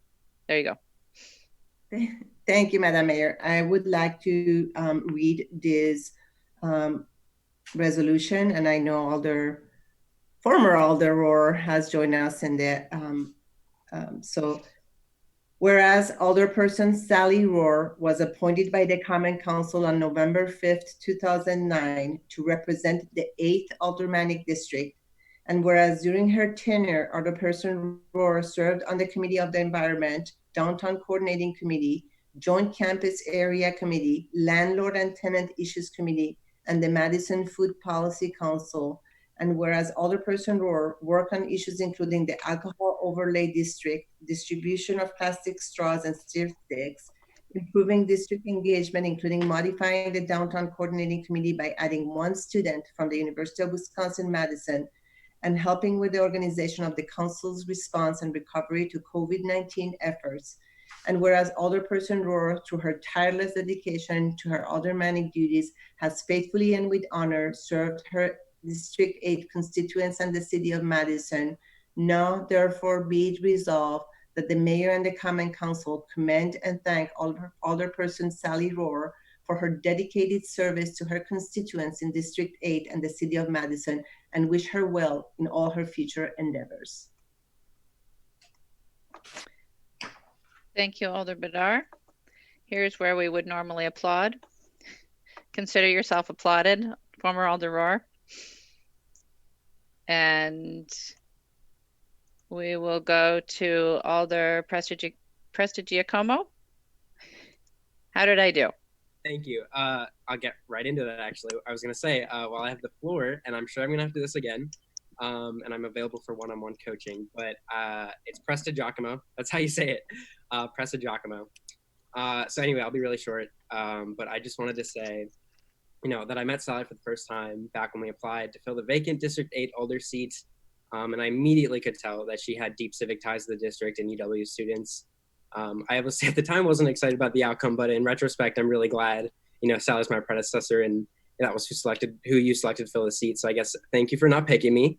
Her understanding of this district and the mechanisms within it, are unmatched, and I'm really looking forward to seeing what she does next. Although I would be lying if I said I wasn't sad about District 8 losing both a true champion for young people and a good friend. Sally, I hope you continue to do amazing work, and you will undoubtedly go down as one of the best District 8 alders for proving that you can get a lot done in a short amount of time. So thank you again. Thank you, Alder Prestigiacomo. Alder Furman. Thank you, Mayor. So Alder Rohr was appointed after an unexpected resignation, and I think some might have been surprised that the Common Council Executive Committee made this pick to fill a short vacancy when she was competing against a former Alder, but I quickly understood their wisdom when I started working with Alder Rohr.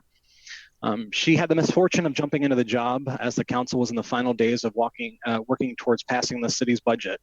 Council President Badar asked if I could help get Alder Rohr up to speed as quickly as possible on the budget. Alder Rohr was eager to learn as much as possible and as quickly as possible. She was committed to asking the right questions and making the right decisions for her district and the city at an incredibly busy time. Although she knew she was only going to be on the council for a short period of time, I know she took the time to watch all the recordings of the orientations new alders sat through just a few months prior. A ton of information to process to better understand how the city works. You've heard about the legislation she worked on, but I know one of her biggest focuses was how to better amplify the voice of the UW students. Between seeing how to increase voter turnout to improving engagement, she understood how much talent her fellow students have. I know she worked on reactivating a neighborhood association and setting up better committee membership. When the COVID-19 crisis hit Madison, Alder Rohr was right there asking the critical question, what can I do to help? One area she jumped into helping figure out was the best role for the council. Even though Alder Rohr was leaving, she spent an incredible amount of time organizing, discussing, and developing different ideas for discussion at the Common Council Executive Committee meeting. She focused on how to best prioritize when each committee should resume and the best way for the council and committees to handle the long recovery ahead of us. I greatly appreciate the opportunity to have worked with Alder Rohr. She's been a fantastic alder, and I will miss her contributions. I wish her the best of luck in her next endeavor. Thank you, Alder. Alder Evers.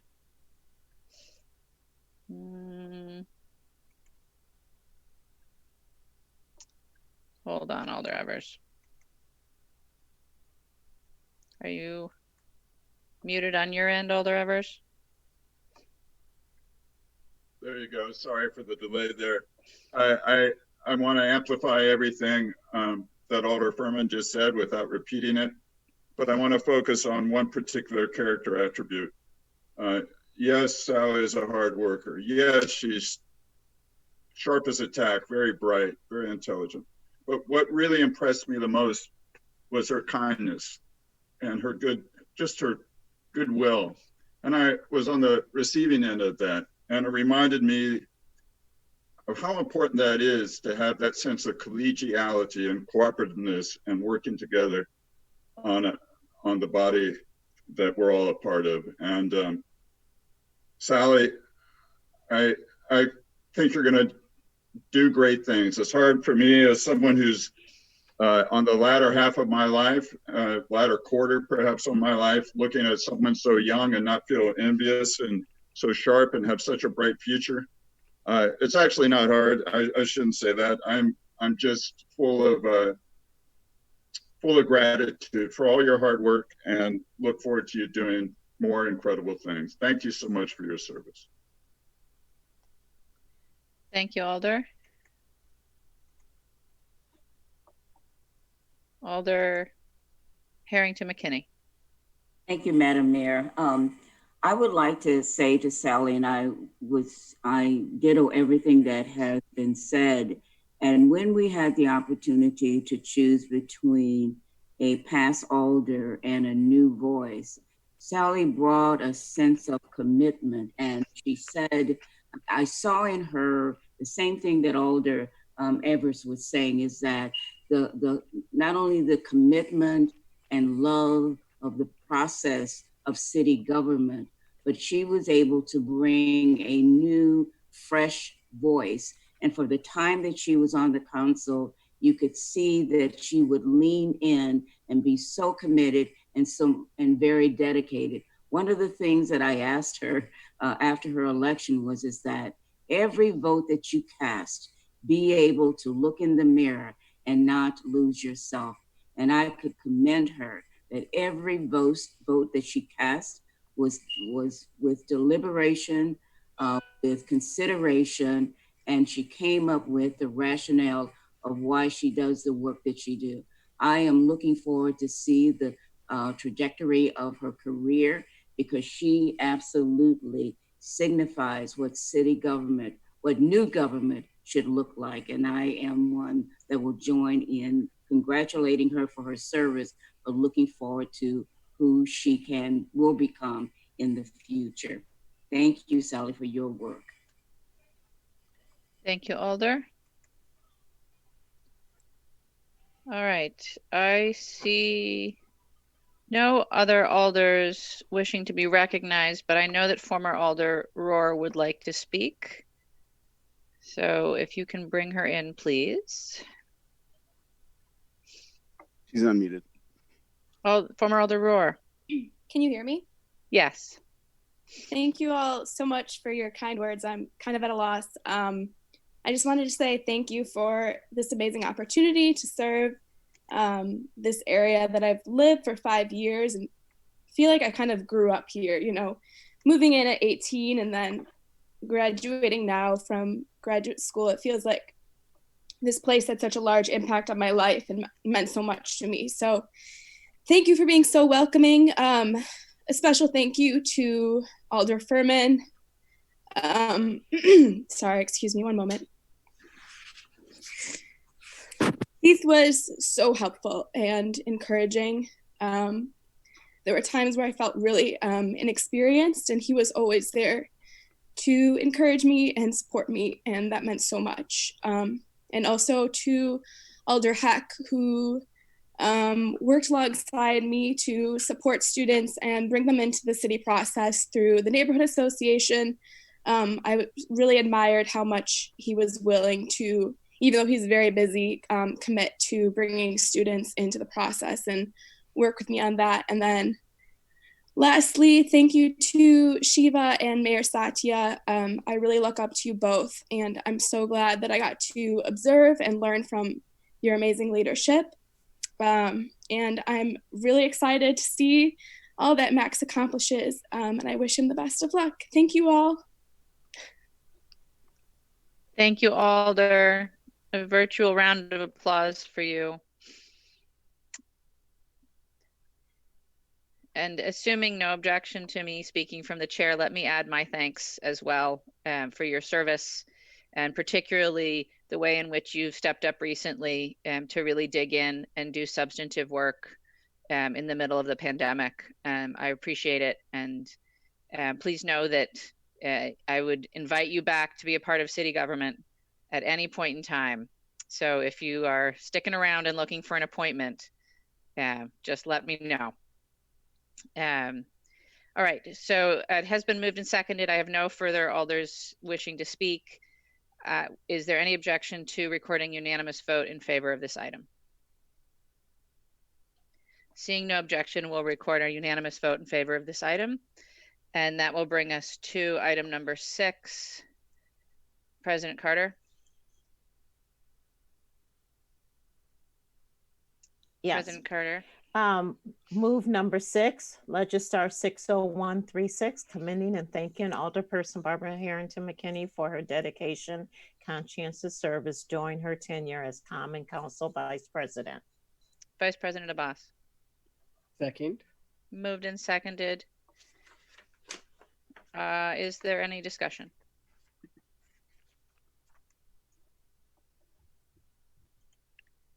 Seeing no discussion. Yes, President Carter. Yes.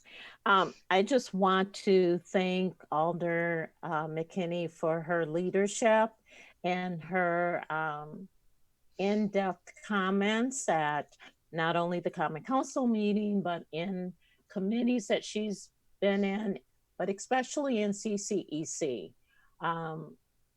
I think that you guided us and you kept us on track, and I really appreciate it. And I look forward to working with you in the future. Thank you. Thank you, President Carter. Alder Badar. Thank you, Madam Mayor. I want to also thank former Vice President Harrington McKinney for working side by side with me over the past year, for all her work, her good advice, and numerous conversations that helped me with my thinking and provided me certainly a lot of support, both moral and on the work ahead. So thank you so much, former Vice President Harrington McKinney, for all your work. Thank you, Alder Badar. Alder Balde. So I also want to take the opportunity and thank Alder McKinney for her service over the past 12 months. I also re-echo what Alder Carter said and what the outgoing Vice President just said. Alder McKinney, you can disagree with her all you want, but she's always available to have a conversation with you. And I think that is what we always look up to our leaders to be able to do. So I really say thank you for your service and for the excellent job that you did for the past 12 months.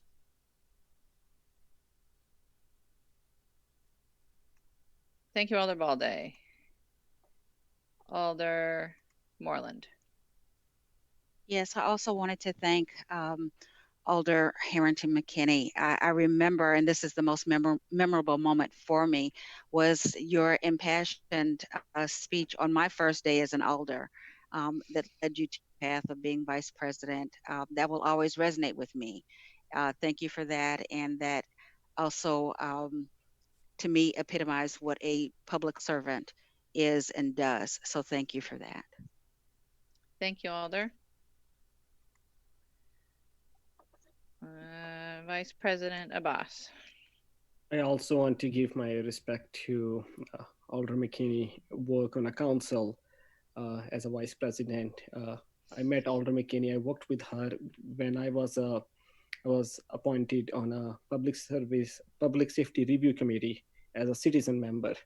And Alder McKinney was the alder on that committee. And my first expression about her was a kind person, a person who connects with people, and a humble person and very loving person. Thanks for all your work and all your time and commitment you provide to community as well as the council. Thanks. Thank you, Vice President Abbas. Alder Rummel. Thank you, Mayor. I also want to add my thanks to Alder McKinney. You always impressed me since you've been on the council how seriously you take your responsibilities and really devote yourself to learning and finding out everything you can. And I think you really do a good job for your constituents, your district, and the city. And I also think one of the things that sometimes it's hard, but you always ask really important questions that we have to think through.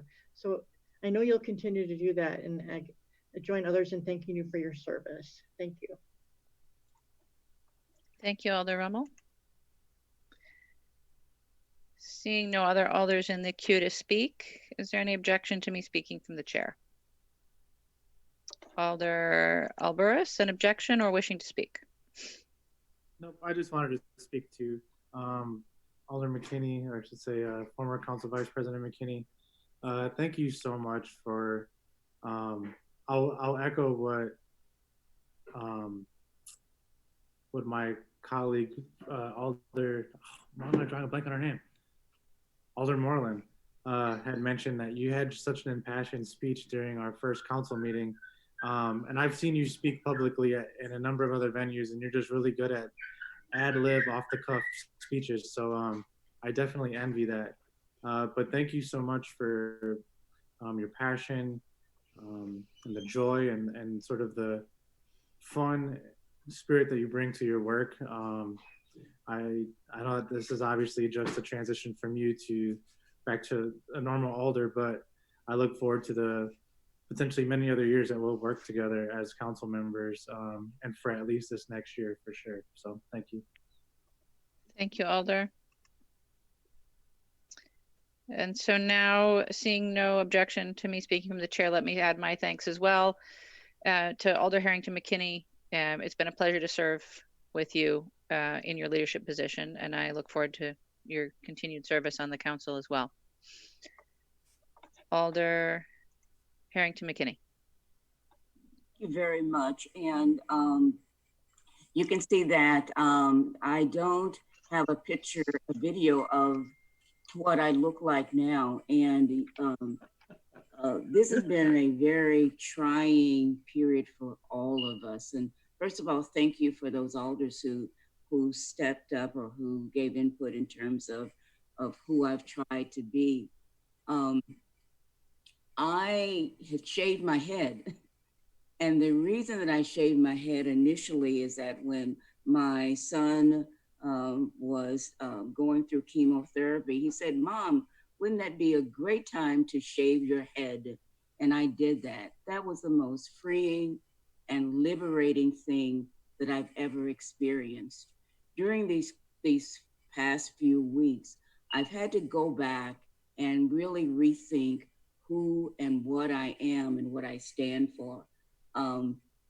It has been a privilege to serve as vice president. It has been a privilege to serve the city, and there is a fire in my belly to serve my community and the constituents of the city of Madison. I had the opportunity to sit under President Bedard, and I'm thankful for that. And I'm really thankful for the opportunity that I've been given to serve in that position. And when you see me, you'll say, "Wow, who is this new McKinney?" But the new McKinney had to go back and say, what is important? And what's important to me is to serve the city and to serve the city well as vice president. And I hope I did that. I'm still committed and I love the city. And when you see me, just know that I'm back to my roots. Thank you. Thank you, Alder Harrington McKinney. I believe you're getting a virtual round of applause. All right, so unless there is objection, we will record a unanimous vote in favor of this item. Seeing no objection, it will be recorded, and we will go on to item number 7. President Carter. Yes, move number 7, Legistar 69160, commending and thanking Alderperson Shiva Badar for her dedication and her conscientious service during her tenure as president of the Madison Common Council. Thank you, President Calder. Vice President Abbas. Second that. It's been moved and seconded. And Alder Moreland. Well, President Badar is my mentor. I was going to say was my mentor, but she will continue to be my mentor until I am no longer in this position. But at every turn when I needed advice on, what I should, not necessarily getting a direction on how I should vote, but more information as to the process, she was right there for me. And she has done what every mentor should do. Most of you significant on Tucson Trail this weekend, and that's in my district. And I was notified by the chief of police and the chief, and I asked the question, this is the first time that's happened in my district, would it be wise for me to come to the scene? And Captain Patton said, absolutely. So I went there. And when I returned a couple of hours later, I tried to talk to as many residents as I could. I was sitting there thinking, I really could do.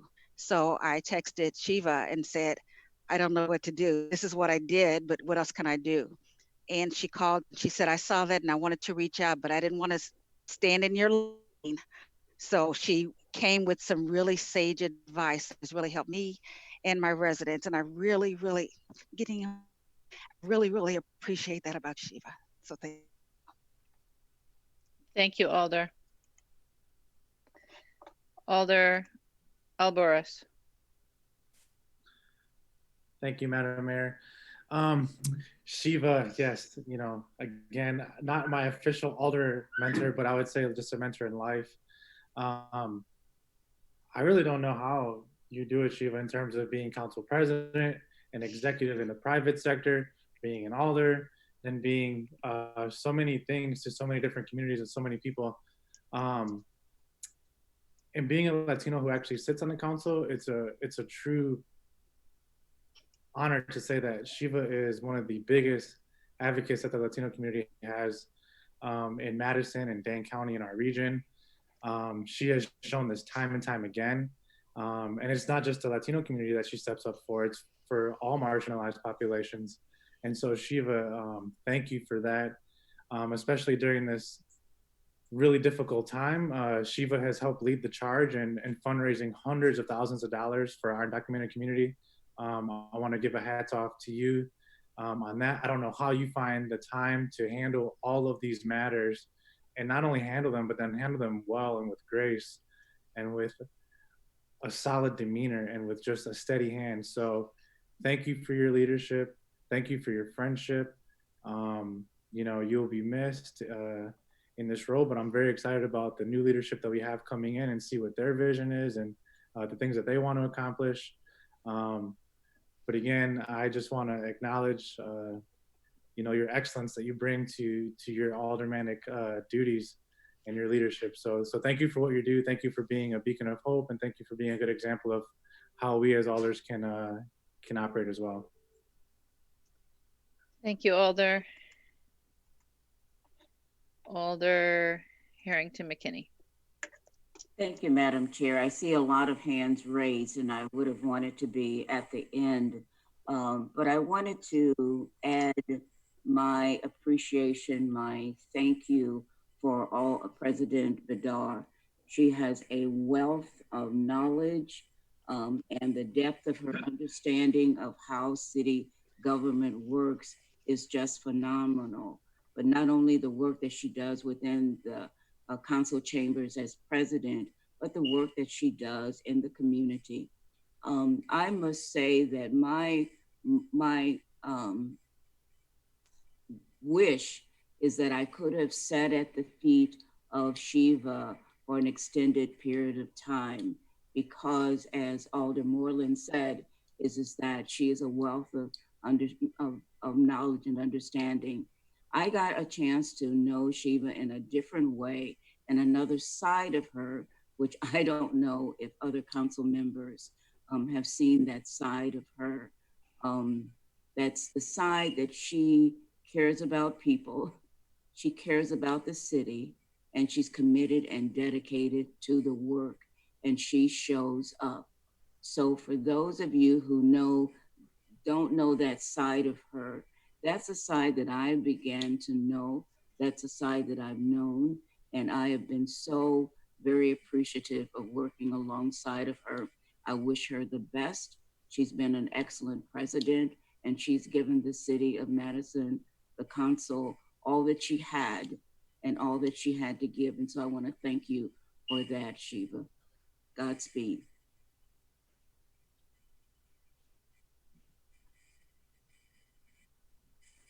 Thank you, Alder Harrington McKinney. Alder Furman. Thank you, Mayor. It's getting late, and we still have a big agenda in front of us, so I'll be brief. But did want to just also chime in and echo a lot of what other people said. Shiva's leadership in the last year with so many new alders was so greatly appreciated. This is an exceptional board with so much great talent, but I don't think anybody on this board does a better job, in my opinion, of summarizing things, making arguments, even if I don't always agree with her, and trying to come to consensus. And I've greatly appreciated that, and I've appreciated the experience of working with her when she was council president. I'm grateful that she will continue to provide her wisdom and support, and I thank her very much for her service. Thank you, Alder. Alder Rummel. Thank you, Mayor. Everyone said, captured your wonderfulness, Shiva. But one thing, the word I haven't heard that I know about you is you have a really big heart, and you are full of love towards the work that you do. I'm getting emotional already. But that transcends your leadership as president, which you are very good at. You're well prepared, you listen to people, and you get things done. And of course, I know you're proud of what you did, and we're all proud of, and thank you, appreciate you.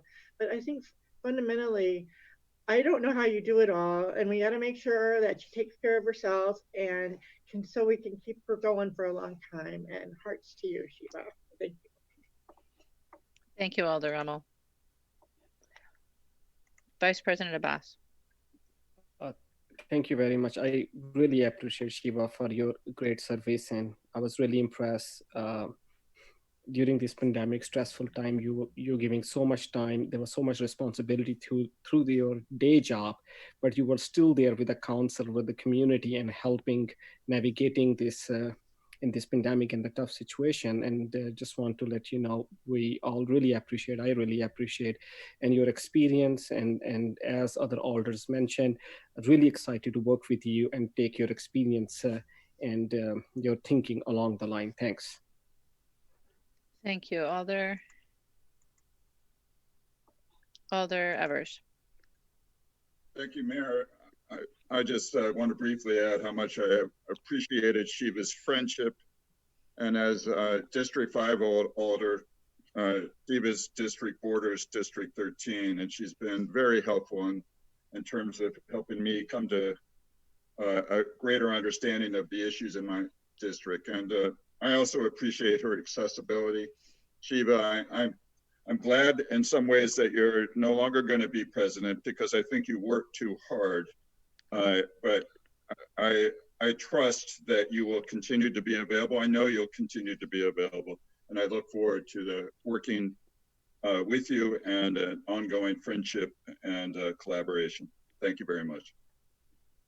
Thank you, Alder. Alder Martin. Thank you, Madam Mayor. I just want to add, as another one of Alder Badar's mentees, how lucky I know that I've been to be able to learn from you. You are an incredible source of institutional history and wisdom, and I think that especially with so many new alders this term, that knowledge really helped us kind of coalesce as a new body and keep doing the work that we really needed to do. I also want to thank you for also in being my neighbor alder, helping me stay informed while I had to be away when my father was ill and during his passing. You helped me a great deal handle emergencies that came up while I was dealing with all of that, and I will be forever grateful. So thank you so much. Thank you, Alder. Alder Lemmer. Thank you. Just briefly, I wanted to share how grateful I am, just like everybody else shared, for Alder Badar's mentorship and her friendship.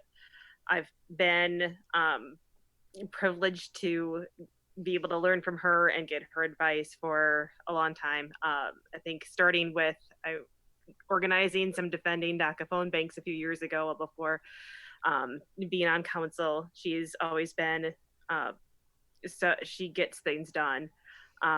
She's always been available to me. She's always gone out of her way to meet with me, help me out. immediately available to answer any and all of my questions, all of my calls. Anytime I've ever needed anything, she is, helped me immediately. And not only have I appreciated that, but I've appreciated her leadership style and her ability to facilitate and lead through engaging everyone and making sure all voices are heard, especially the quieter ones. So thank you so much, Alder Bedar. Thank you, Alder Lemmer. President Carter. Thank you. Shiva was also my mentor back in the day. But Shiva, one of the things that I will echo from others is that the remarkability of you always showing up. When someone needs you, you show up. And that in itself shows your dedication to not only the council, but to the community. And I know that we are all grateful for that. So thank you for your presidency and thank you for being who you are. You have the biggest heart that I've ever seen in a human being. And I hope you can continue that in your endeavors. Thank you so much. Thank you, President Carter. And is there any objection to me speaking from the chair? Seeing no objection, I just want to add my thanks to the council's Alder Bedar for your service over the past year, and particularly most recently in helping us deal with a pandemic is not, I think, a piece of leadership that any of us signed up for, but you rose to the occasion with grace and strength and tenacity, and I certainly appreciate it, and I look forward to continuing to work with you. Alder Bedar. Thank you, Madam Mayor. I want to thank each of you for your kind words, for your support over the past year, in allowing me to be your council president. I specifically want to thank the many of you who have been there for me, to provide me also support and advice, because it goes both ways. So I know some of you have said that, I provided you support, but for me, it's also the support that you have provided me.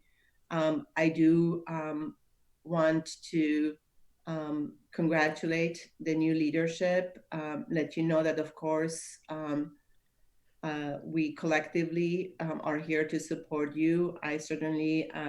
All of you know I'm very committed to this work and will always be there to do whatever I can to build a house under whose roof every single resident of Madison can really thrive. And that's the dedication to the work that we do every day.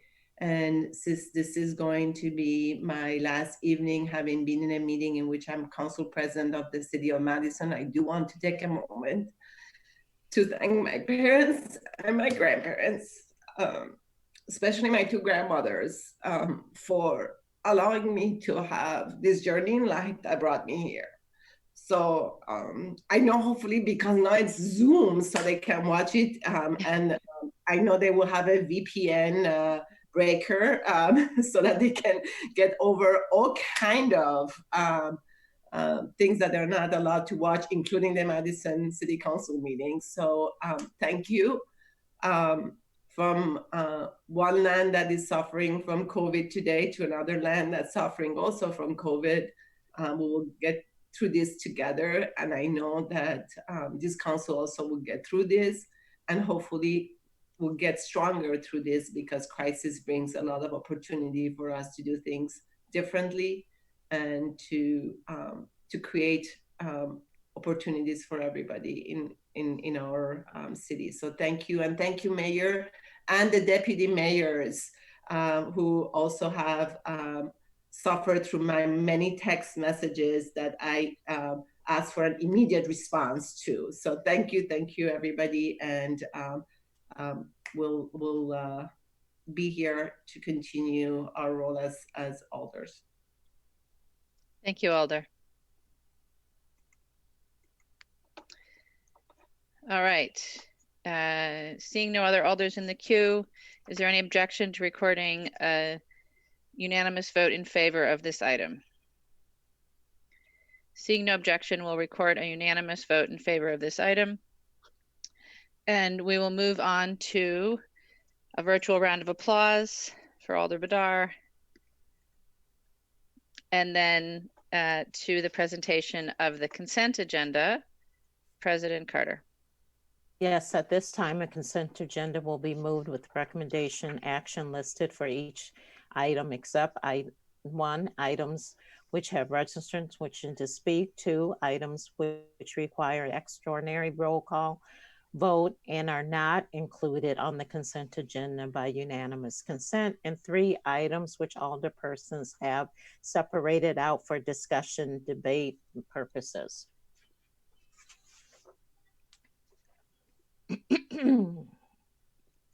So, item 4, which has been adopted. That's already been adopted.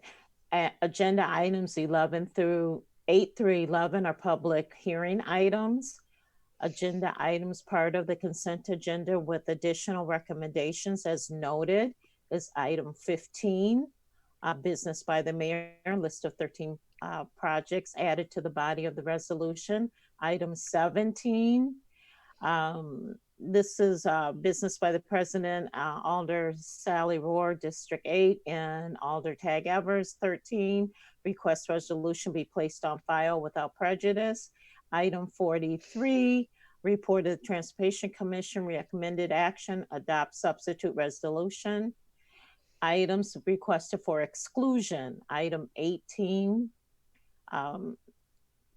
interim chief of police first quarter report.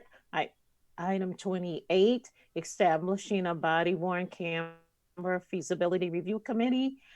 Item 29, requesting that the Madison Police Department create a summary document of the MPD policy procedure review and ad hoc committee recommendations. Items requested for exclusion continued. Number 63, waiving the requirement to conduct an annual RFP for the emerging opportunity programs. Referred to this meeting, Council President Badar, substituting an amendment. Items introduced from the floor for referral is Legistar 60308. Recommended action referred to May 5th Common Council meeting for adoption. Thank you, President Carter. I believe that Alder Rummel also wishes to have item number 36 excluded from the consent agenda. Okay. And I would like to note, so first of all, let's get a second on that, Vice President Abbas. Second.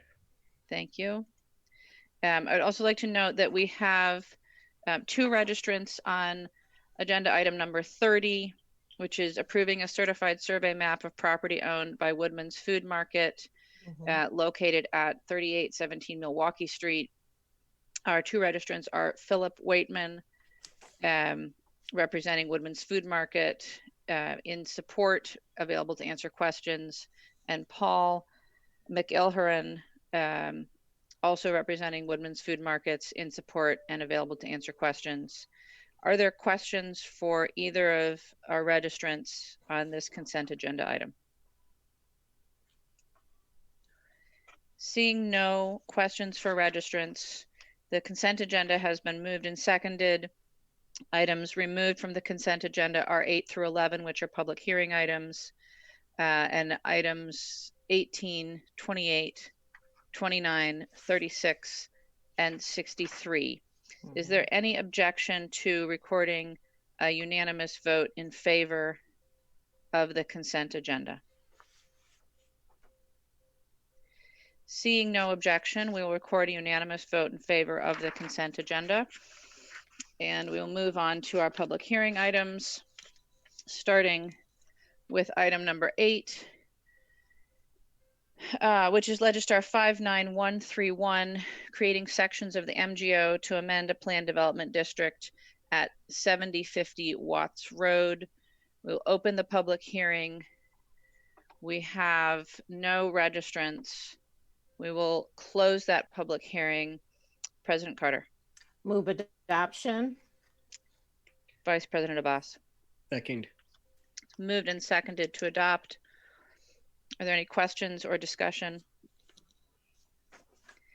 Seeing none, is there any objection to recording unanimous vote in favor of this item? Seeing no objection, we'll record a unanimous vote in favor of item number 8. Take us to item number 9, which is Legistar 59133, creating sections of the MGO to change the zoning of 935 West Johnson Street. We'll open a public hearing. We have no registrants. We will recess the public hearing. President Carter. Move adoption of 59133. Move to refer, Alder. I'm sorry, move to refer. Sorry about that. So we are referring to the Plan Commission. Vice President Abbas. Second, re-refer. Moved and seconded to re-refer. Is there any question or discussion? Seeing none, is there any objection to recording a unanimous vote in favor of re-referral? Seeing none, we'll record a unanimous vote to re-refer that item.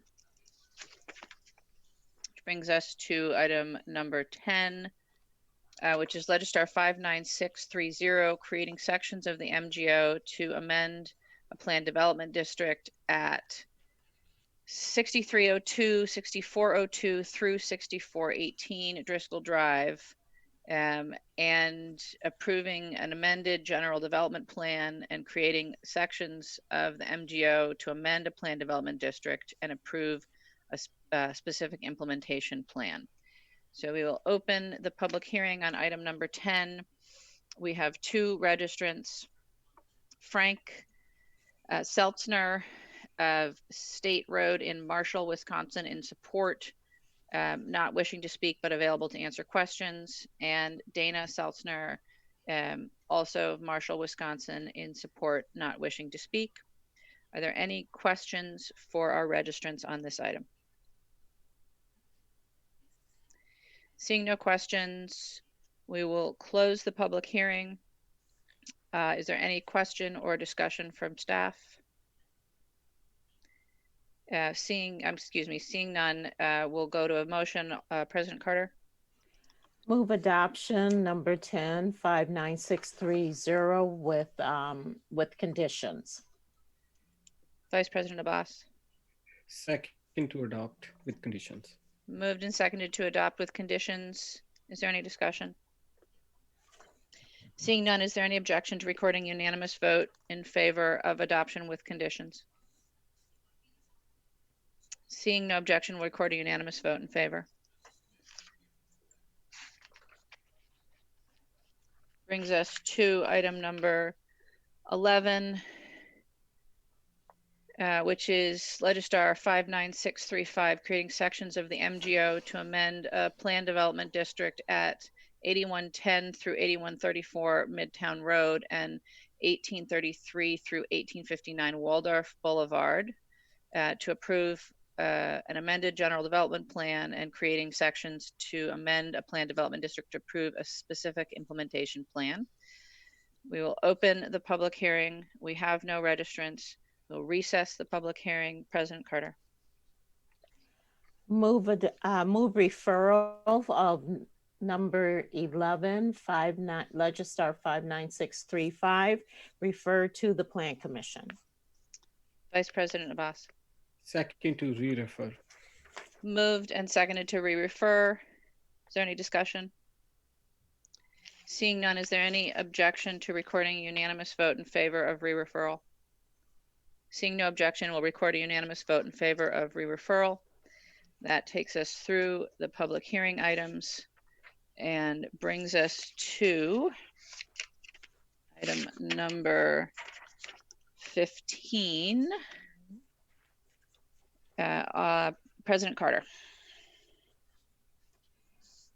Move to refer number 15, 59896, referred to the Madison Food Policy Council. I believe that the requested motion is to adopt tonight. Oh, I see it now. Sorry about that. Move to adopt. Vice President Abbas. Second to adopt. Moved and seconded to adopt.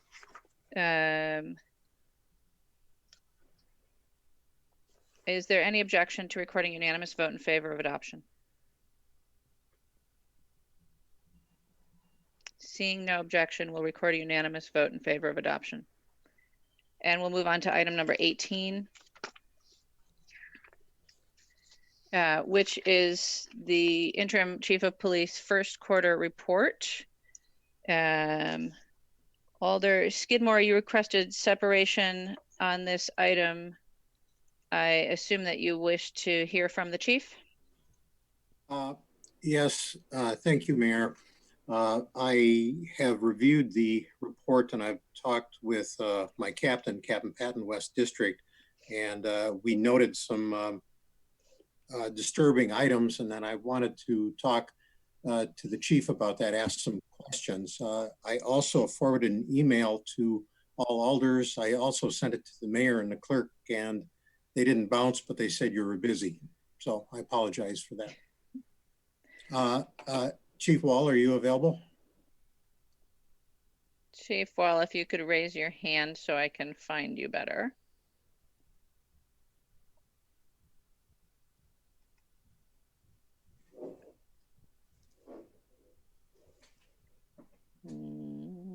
There you are.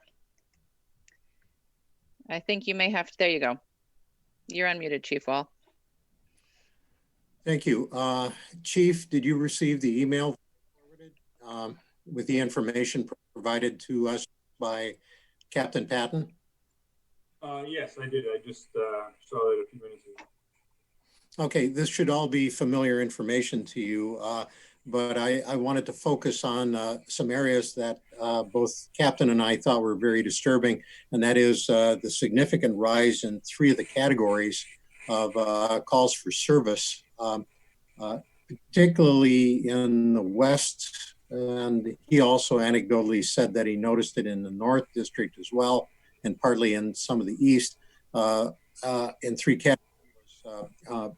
Burglaries, second was theft from auto, and the other was auto theft. And that those 3 categories saw exceptionally high increases over, in the first quarter from last year, particularly in the West and the North districts, from what I understand. And I relayed what the West was. And he had opined too that he figures April's probably going to be even worse. And I'm not sure you can speculate as to whether this is due to the COVID and school being off, or as to why this is happening. And I'm not suggesting that this is a MPD problem. It goes higher to the county and the state. But do you have any idea what you can do realistically, given the limited resources? This is happening on a very regular basis in my side of the city. Yeah, I think certainly the trends that we saw in the first quarter for particularly burglaries and stolen autos were trending in the wrong direction, and were concerns for it. I think there's, if you look at some of the historical patterns we've seen with the behavior, a lot of it is related. A lot of it is, juvenile offenders, crimes of opportunity, whether it's stealing from a car, stealing a car, or entering a garage to steal a car, or do all of the above. And so I think there's a lot of interrelation between those. Looking at some of our data for the last year and this first quarter, interestingly, for stolen autos in particular, for the arrests that we make, 2/3 of them are juveniles. So it's clearly seems to be really focused. The issue, at least in terms of the stolen autos, is focused on juveniles. And as I think you've heard us talk some before, I think the problem is not so much a lack of arrests or even the prosecutions. It's just that the system further down the chain is not really well suited to provide consequences or services for these offenders. And I think that's a challenge that there's not really an easy answer for, unfortunately. Thank you.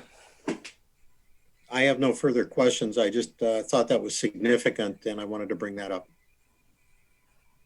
Thank you, Alder. Are there other questions for the chief at this time, Alder Lemmer? Thank you. It's safe to assume that this is going to get worse as the weather gets warmer. Do you have a sense of, like, do you feel comfortable predicting how worse it's going to get? Like, what trends are you anticipating? Well, it's always hard to speculate. You know, certainly in general, warmer months are more active for us. More people are out, and certainly with the offenses that are juvenile based, there's more. You know, kids aren't in school, and that has an impact on it as well. I mean, overall, our calls are really sort of down now because of. You know, there's not much traffic on the roads, the businesses are closed, so there's not retail thefts. And so we're seeing sort of an interesting pattern where overall call volume is down, but sort of the criminal and more problematic things, we are seeing some trends upward. But I'd be hesitant to throw out a guess on that. Looking at the early sort of data for April, we are seeing a few trends that seem to be related perhaps to COVID, some trends upward in domestic disputes, and another one that has jumped out to me is overdoses. So those are two trends that we'll be keeping our eye on here in the next couple of months. Okay, thank you. Thank you, Alder. Alder Harrington McKinney. Thank you, Madam Mayor. Chief, I want to ask you to speak on specifically the increase in stolen cars, and I'm concerned by the speeding, accidents, and all of that. But could you speak on the opportunity of just crime of opportunity? Would you say more about that so that we can really raise that to the level of importance, the number of these crimes that you've tracked that are just crimes tracked in terms of the stolen car vehicles are from crimes of opportunity?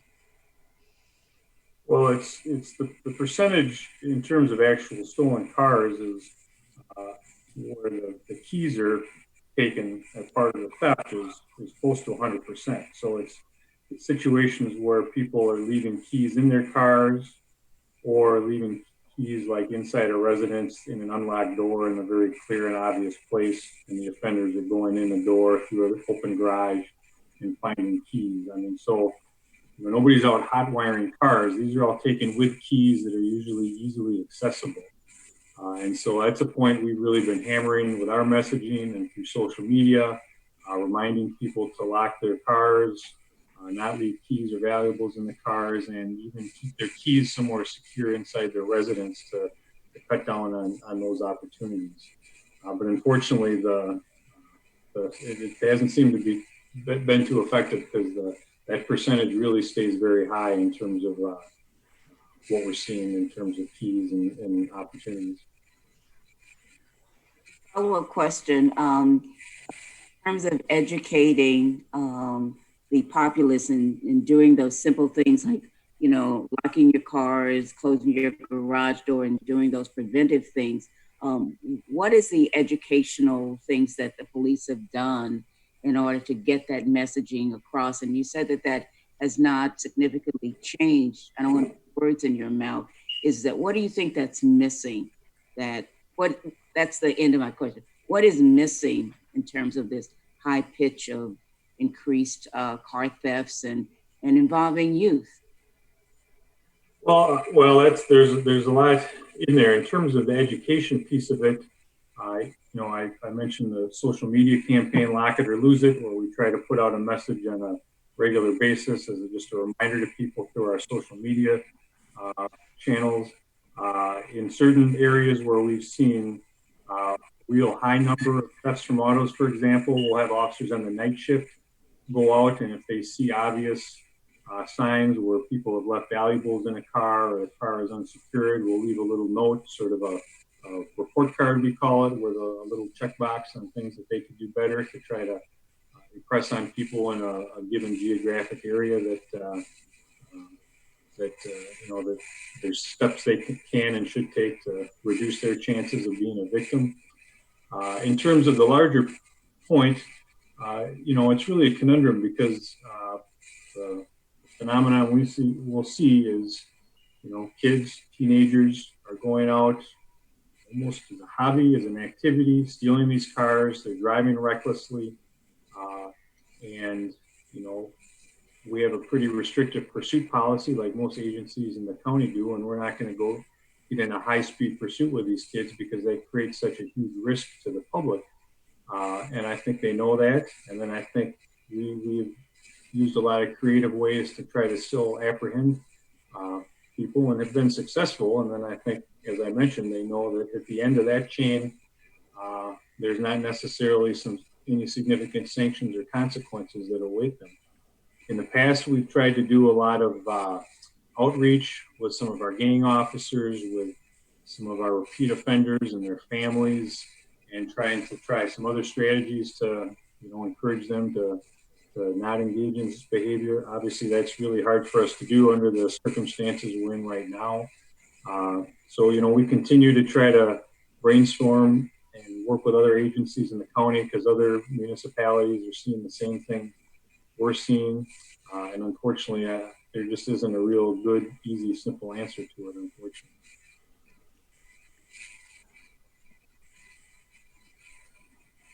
Are there any further questions? No, thank you. Thank you, Madam Mayor.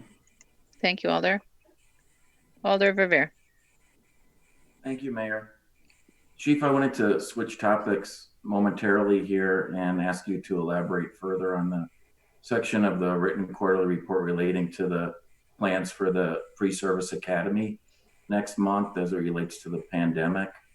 Could you explain to us a little further what plans have been made to proceed with the pre-service academy in late May, given the health concerns that we're all experiencing? Sure. So it's still a work in progress. So we haven't come up with a final plan. We've looked at potential for doing some remote learning, but there's not a lot of good options. And frankly, I think that's not a fantastic option to begin with. I think what we talked about, and today I just talked with the training staff about it, the potential of either using the auditorium, the full auditorium out at the training center, or potentially several rooms and wire them together so we could do live instruction through multiple rooms and have the recruits spread out. I think we will have a component of some sort of medical screening of the recruits and the staff on a regular basis. I mean, we're doing that now with our workforce, but I think we'll have to amp that up quite a bit in terms of once the academy starts. Hopefully testing will continue to become more available to us, and we can consider incorporating some preventative or preemptive testing of the recruits. But I think we do have a medical team that we put in place for our officers now to do a variety of screening things, post-exposure evaluation, and I think we'll probably use them as well. But some of the aspects of the training, like defensive tactics, it's a real conundrum, and there's not a clear answer just yet on how we're going to do that. But I do think that probably it's going to have to be a little bit of positioning, social distancing for the classroom stuff, some preventative testing and medical screening to make sure we're doing everything we can that no one who's coming in as a member of the class or the training staff has been exposed or is ill. And then probably some, use of masks, PPEs, face coverings as well within the training center. Thank you for the elaboration, Chief. was also curious if you could share with us as of today what the expected size of the pre-service academy will be in terms of the number of recruits. As of today, we're on target to be the same, 50, same as it was last year. So it's exactly 50 right now, given resignations and retirements and so forth. Yes, and you know, a good portion of that is the overhire, because I think the overhire is catching up with our attrition for the last few years, the way that's calculated. So it's not, we're not 50 officers short. That's built into the budget and the hiring process. So it sounds worse than it is. Thanks very much. Thank you, Mayor. Thank you, Alder. I see no other alders wishing to ask questions. Chief, is there anything else that you wanted to highlight from your report? No, Mayor, I don't think so. All right, thank you very much, Chief. Appreciate your report and you being with us tonight. So that will take us to item number 20. Yes. Sorry, question. What was the action on that item? Was it no action? We just okay. Received the report. Thank you. I really appreciate it. Yep. So that will take us to item number 28. President Carter, I'm trying to unmute you. You may have to unmute yourself on your end, Alder Carter. There you go. Item number 28. Okay. Just one moment. Move adoption of Legistar 59845, establishing a body-worn camera feasibility review committee as recommended by the MPD policy and procedure ad committee. Vice President Abbas. Second to adopt. Moved and seconded to adopt. Is there discussion on this item? Alder Kemble. I'd like to move an amendment to this item, adding a resolve clause that says, be it further resolved. Oh, I'm sorry, Alder Kemble. We have registrants on this item. I was looking at the wrong screen. Do you mind if we come back to your amendment? I do not mind. Thank you very much. I apologize. I'm trying to juggle all of the appropriate screens and notes to myself. But so it has been moved and seconded, and we will take registrants now. Our first registrant is Gregory Golumbiak in support, wishing to speak, of Jennifer Street, to be followed by Gazella Wilson. So if we can have Mr. Golumbiak. He is on. Hello. Hi. Can folks hear me? Yes. Mm-hmm.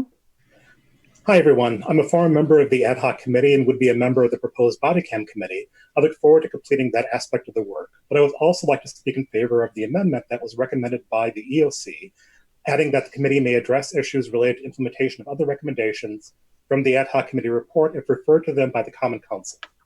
There's no one with greater depth of understanding of the report recommendations and their details than former ad hoc committee members who would now be on the body cam committee. There's a huge learning curve to this material. Former ad hoc committee members and understanding that comes from reading and listening to extensive input from OIR experts and other experts over a 4-year period. As the report points out, various recommendations from OIR, MPD asserted that it implemented the recommendation after only partial or dilutive implementation.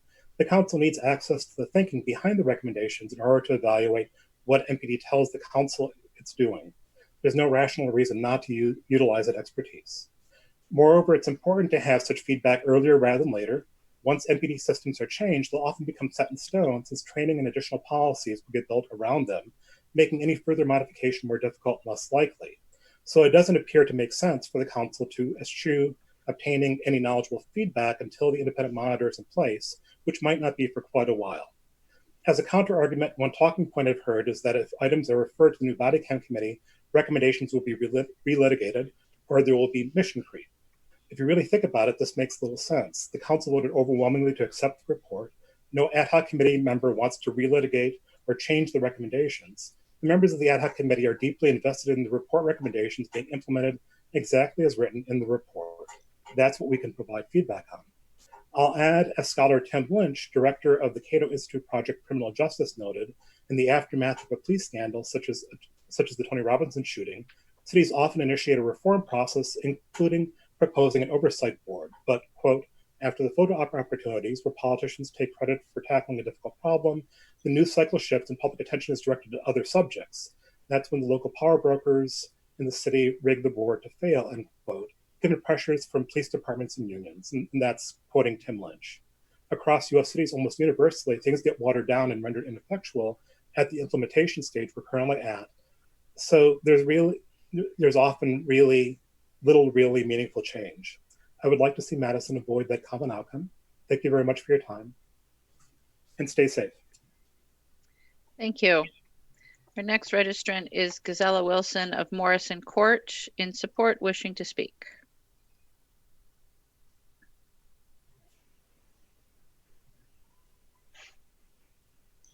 Gazella? Yes. Go Hello? ahead. Can you hear me? Yep. All right. All right. Thanks for the opportunity to speak tonight. And I want to be, first of all, a little bit straightforward and honest and say that personally, I've sort of been following this process now for a year and a half. And I'm a little bit, I got lost here with this last step. I'm still a little confused as to why there's a separate committee to review the body-worn camera feasibility policy. And my understanding is that this duty belongs to the interim oversight committee.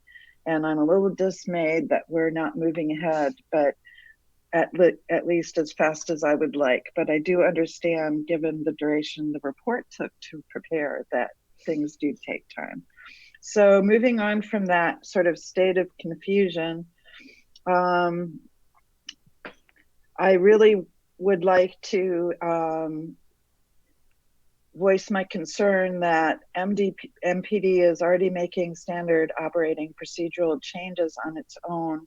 And although I haven't had time to review what those changes might be, and I'm a little concerned about the fact that they may use those changes to shift the focus of the ad hoc committee recommendations. So the sooner that we get this process going, the better. Whether it's the body camera feasibility committee or the interim oversight committee, it's not there to relitigate the recommendations, but to preserve their original intent. And then that's an intent that takes the specific circumstances, both of MPD and the people that they're serving, especially those with special needs, into consideration. And that special perspective that's not present within the MPD is the perspective that we're at risk of losing. So I would say there's no rational reason not to use the expertise of the ad hoc committee. And I sort of agree with Greg on that point. And I would, in the interim, before this oversight committee is formed, urge the committee to approve this item temporarily, especially considering the increased stresses under COVID-19, but together with Alder Kimball's amendment, which he has yet to present. But that would be my suggestion. Thank you. Thank you. Are there questions for either of our registrants? I have a number of alders in the queue, but just so you know, we'll have questions first and then we'll go to questions for staff. So if you do not have a question for our registrants, would you lower your hand, please? Alder Skidmore, questions? No. Alder Harrington McKinney, questions for our registrants? No. All right. Seeing no. Alder Badar, questions for registrants? No. Alder Kemble, questions for the registrants? No. All right, seeing no questions for our registrants, thank you both. We appreciate your time. And then we will go to questions for staff. Alder Badar, I know you have questions for staff. I do. Thank you. Oops. Sorry, I didn't realize I wasn't on video anymore. Sorry, thank you. I have a question for Deputy Mayor McClay. Is he available? Cam, if you are on, would you raise your hand, please? I am not sure. There you are. I think you may need to unmute yourself on your end as well. There you go. There we go. I think I'm unmuted. Thank you. Deputy Mayor McClay, I think part of the conversation that comes up as we're talking always about this particular resolution is the timeline for the hiring of the auditor. And could you give us an update on that? Sure. Yeah, absolutely. Well, the priority has been, it was really, really clear to us that when the ad hoc committee made its recommendations, that the thing that they felt most powerful and the need that they felt most urgent was to get in place the position of the independent monitor or auditor position. And so we've been moving forward with all due diligence to try to create the position description. So where that is right this minute, working with the city attorney, reviewing the recommendations from the ad hoc, talking with the police department, we were able to recognize that there was actually very, very little distinction in terms of what that position ought to look like. And so we recognized the fastest path forward would be to create this job description. So where it is right now, the position description has been created in draft. Right now, that draft is in the hands of the city attorney and myself. So they've asked that I take the first kick at the crafting of the ordinance resolution to create the accompanying ordinance that would go along with that position description back to the personnel board and through the city process. So we are moving that forward as diligently as we can. Obviously, the COVID crisis has slowed us down a little bit, but it's as things we've moved out of crisis mode, that's been one of the things we've been able to get back up on the front burner. Thank you. Do you have a sense of what that timeline may look like? And I realizing clearly that COVID-19 has delayed everything in life, it seems, but what is your, based on current situation, your best idea when it would be introduced to council?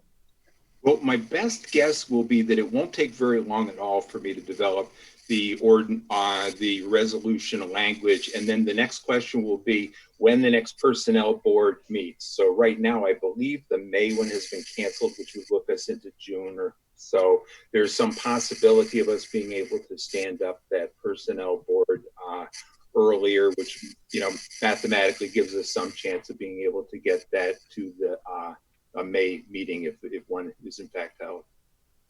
Great, thank you. And then my next question for you is this idea of the independent auditor and the oversight committee. Given your experience that you had in Seattle in kind of a similar, let's say, processes for oversight of police department and police reform, is your sense that the process of having yet another committee that would potentially, again, we have PSRC, we have PFC, and then we would have the oversight committee, and there is this one committee that's about the body-worn camera. But as you've heard in the committees that this resolution has been through, there's been a desire to add additional language to allow this body-worn camera committee to also receive referrals from the council on other items that are related to Right. the committee. What is your best advice, again, from your role as deputy mayor, but also your role in having seen these processes play out in Sure. No, thank you. That makes good sense. Well, I agree with the recommendation of the ad hoc that the single most powerful thing the city of Madison can do is to be able to create an independent auditor or monitor position that has full and unfettered access with working with the police department, working with the policymakers. And as I mentioned, there's very little controversial between the monitor position as conceived by the ad hoc and the position of the police department. And you'll recall hearing Chief Koval and subsequently Chief Wall both say conceptually they support the idea, but the devil's in the details. And in this particular case, there's really not that much distinction. And so the easy step is going to be to institutionalize this position. There's very little conflict, very little distinctions. I think the conversations by this body, by the city council, I think are going to be much more complex when it comes to the nature, composition, and functionality of a contemplated civilian oversight body. Because right now we do have a police and fire commission with very precisely defined role responsibilities. We have a public safety review committee that has some responsibilities for oversight of the development of police policy. And we have a new committee being proposed that has similar sounding language. And so this body is ultimately going to have to decide how we parse this out. And there's any number of ways, and actually there's 3 ways that could happen. One is we could keep the Police and Fire Commission doing its role, and I don't see any interest by anybody, including the PFC, in changing that. And have the PSRC serve in the capacity as conceived by the ad hoc. That's one mathematical possibility. Another mathematical possibility is to stand down the Public Safety Review Committee and instead put in place this other body. A third mathematical possibility is to keep both the Public Safety Review Committee, the Police and Fire Commission, and then create this third committee. And then it's going to be really, really important that we're able to develop really clean roles and lines of responsibility between these oversight entities, because my experience has been looking at both Pittsburgh and Seattle that it's very, very important that there be clear understandings about the responsibilities of oversight entities, or they end up actually conflicting with each other. And the thing that almost gets lost in the middle at times is actually the development of effective police policies. So that's why it felt like the easiest and obvious thing to do to create this oversight, this auditor or monitor position first, and then tackle an additional committee second. The creation of a body camera committee, and then also giving it other responsibilities for oversight, now puts us back in this same space where we're introducing another committee, and its role is unclear in how it's distinct from that of the PSRC or this other oversight body. So that's a long answer to a short question, but that's why it feels like the easy thing to do is to go after the auditor monitor position first. Thank you, Madam Mayor. I have a question for Chief Wall, but if other alders have questions for Deputy Mayor, I can wait. Excuse me, Alder Skidmore, do you have a question for Deputy Mayor McClay? No, I have a root question for the city attorney. Alder Skidmore, let me allow Alder Bedard to ask her question to Chief. I can actually yield my others can ask questions. That's okay. Thank you. Thank you, Alder Bedard. Go ahead, Alder Skidmore. City Attorney May, I came into this meeting expecting a discussion about establishing a body-worn camera feasibility review committee. That was pretty clear, and now I'm hearing that there's an amendment which could significantly change the scope of this committee and responsibilities. Is this properly noticed? Number one, and number two, is it possible to change the direction? Because I'm, wasn't prepared to discuss and debate these major policy changes. I don't think there's any issue with respect to notice. It's an amendment that's germane to the resolution that's in front of you. I think, in fact, if memory serves me correct, the same amendment was offered at CCEC. I think it was not approved, or CCEC did not recommend adopting it, if I recall correctly. Other people who were there can correct me if I'm wrong. But it seems to me that it's just a policy question that the council has to wrestle with here, whether you want a committee with this very specific charge dealing with body-worn cameras, or whether you want to open it up to a much more expansive undertaking of items that the council might send to this new committee. Thank you. You've answered my question. Thank you, Alder. All right. Alder Bedard, did you have questions for the chief now? I'm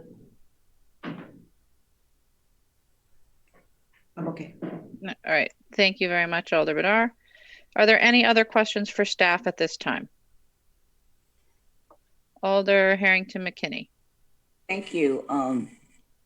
I do have a question because there was a discussion, and I want to go to the Public Safety and Review Committee specifically. And when going through the analysis, the question is whether there would be a Public Safety Review Committee or that be rolled into, I don't know if it said rolled in or disbanded into something else.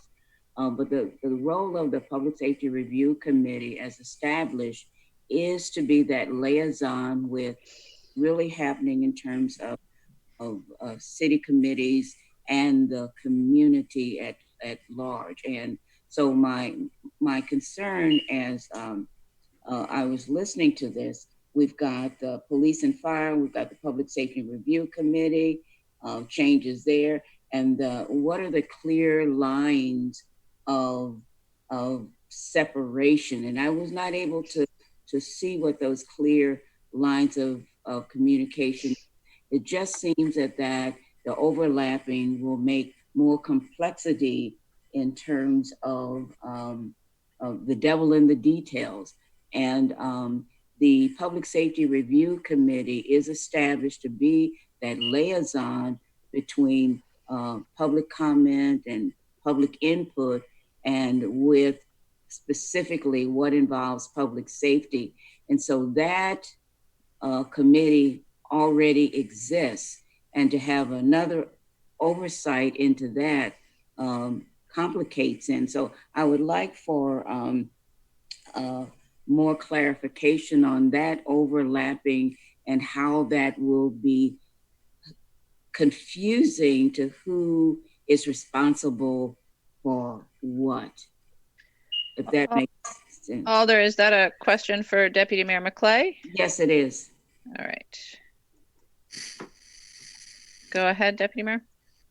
Yeah, so in terms of the proposal that's before you right now, with respect to the narrow proposal of the this committee looking at recommendation 177 from the ad hoc committee, which is to examine the very narrow question of body-worn cameras, for me, that's really clear, and that adds value to all parties involved because that's a highly complex, highly nuanced issue, and neither the MPD nor anyone else has had the bandwidth to really tackle the complexities. And so if this committee were to be created for the purpose of looking solely at body cameras, I see that adding a lot of value. If instead that body also takes on the expansive work of getting to look at any and all other aspects of the implementation of the ad hoc committee recommendations, now I only see that adding complexity and confusion with the process of trying to create these positions we're talking about. Alder, does that answer your question? So I just want to be clear, is that if we're looking at body-worn cameras, that is very succinct, very clear, and an application that can be worked into. But if we expand that into the sea of other information related to the report of that ad hoc committee, that makes it more complex. Is it possible, and I want to make sure that I'm hearing you, is it possible to keep that discussion separately so that we can have impact and decision right around only what we're looking at in terms of the body worn cameras, rather than having it involved in the larger discussion related to the report that's before us? Is that question clear? Alder, I think that's you have gotten to the heart of the amendment that Alder Kemble wishes to make. So that is what we will be discussing shortly. Thank you. Thank you, Alder. Is there any other questions for staff? All right, seeing none. Thank you. And now, Alder Kemble. Okay. Now I would like to make the amendment that adds, be it further resolved that the committee may address issues related to the implementation of other recommendations from the ad hoc committee report if referred to them by the Common Council. All right, it's been moved. Is there a second?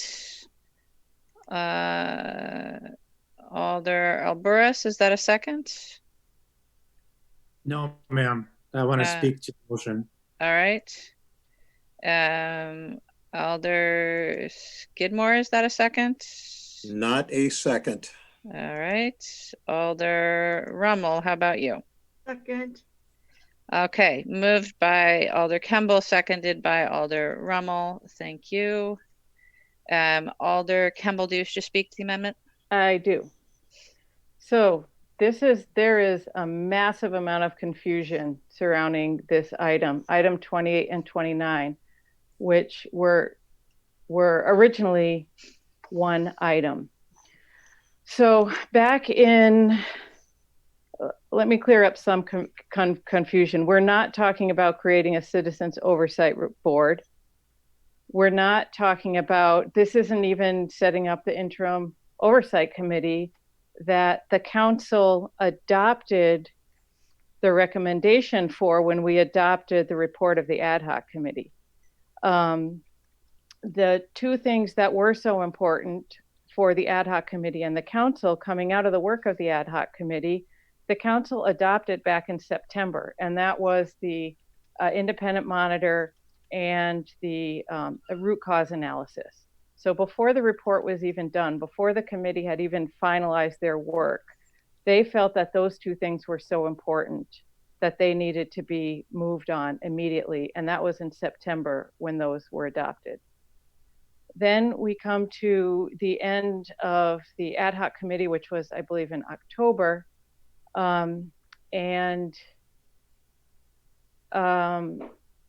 The ad hoc committee report went to the PSRC and to the Equal Opportunities Commission. And I'm trying to pull up the records of those committees, which were back in the fall, back in November and December. So at the PSRC, Alder Alburis, I'm reading the actions of the PSRC, made a motion that the council should consider forming a committee as outlined in recommendation 177 to oversee the implementation of all recommendations in this report. Alder Heck seconded the motion and the committee unanimously approved. And I believe they also recommended that one member of PSRC should be on that committee. At Equal Opportunities in December, we moved that an interim oversight committee of the recommendation should be formed and that EOC have a member on that committee. And that was passed by a voice vote. When the council acted on this in January, the action that we took was to adopt the report, including those 2 recommendations, that we create an interim oversight committee, and that would include a member of the EOC and the PSRC. So when it came to Common Council, we discussed that Common Council would create, make a resolution creating this interim oversight committee, and talked about, a little bit about how it would be formed, who would be on it. And over the course of working that out, it ceased to be an interim oversight committee. So it turned into these 2 items on our agenda, 28 and 29, just a specific committee to deal with those 4 body cam recommendations, and then a separate item where MPD would produce this document that is tracking all the recommendations. So I think I know I'm on the EOC, and when these items came to the EOC, they were confused. They're like, what's this body camera committee? I thought you guys adopted our recommendation to do an interim oversight over the implementation of the recommendations. Didn't you adopt that?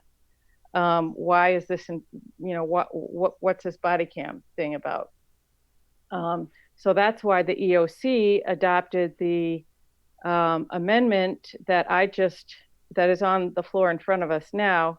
They adopted that on a 6-1 vote, because what they really wanted and expected was that one of their members would be participating in the work of just tracking how all of the recommendations were being implemented.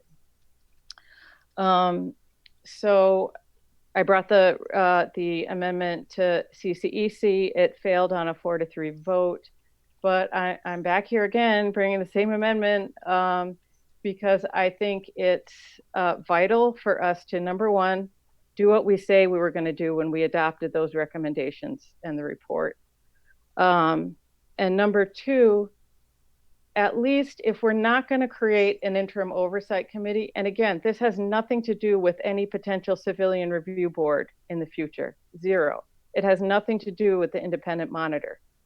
It's about giving us as a council, as a body, giving us information about how these recommendations, about the status of these recommendations and how they're being implemented, and about us being able to have access to over half of that committee who is proposed to be on this new body cam committee, should we have questions.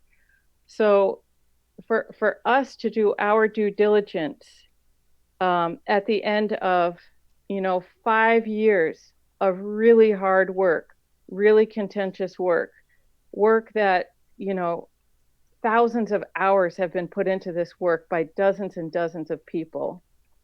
And I think we need to keep the faith with those people and with our community and with what we said we were going to do in adopting all of this, and at least have the council be able to, if we have questions about any of these recommendations and how they're being implemented, we be able to at least refer our questions to a body of people who created them. And I think that is a much more transparent way of dealing with it than I've heard arguments. Well, members of the committee can just, come to our CCEC or council meetings and talk to us about whatever their concerns about recommendations individually. But to me, that will open the doors to actually relitigating if those individuals had a slightly different view than the consensus of the committee. Whereas if we are able to refer, our questions back to that committee, they as a body will have to wrestle with them and give us an answer. So I feel very strongly that this isn't, that what has happened was the scope of what we said we were going to do has been completely shrunken to just 4 recommendations. And that the least we can do is give ourselves the resource of the collective wisdom of that committee should we want to refer anything to them. They won't have any, they don't have any direct oversight. They don't have any direct power over MPD, nothing like that. All they are is a resource to the council at this point to recommend. They're going to make recommendations on 4 issues surrounding body-worn cameras. And I don't know why we would want to cut ourselves off from their expertise on other issues as well. Thank you, Alder. So it has been moved and seconded. So on the amendment, Alder Alboras. Thank you, Madam Mayor. Alder Bidar, I know that you were ahead of me. I think some others were too. I can go now unless if somebody else wants to go ahead of me. Go ahead, Alder Alboras. You rang in first. Okay, perfect. Thank you so much, Madam Mayor. So yes, there seems to be confusion here, and it seems to be that this conversation, the further along it gets, the more convoluted it gets. So, but I think really at the heart of it, it's quite simple. And so let me simplify it for my colleagues as much as I can. First off, I will not be supporting the amendment that's before you. So I urge all of you not to do that.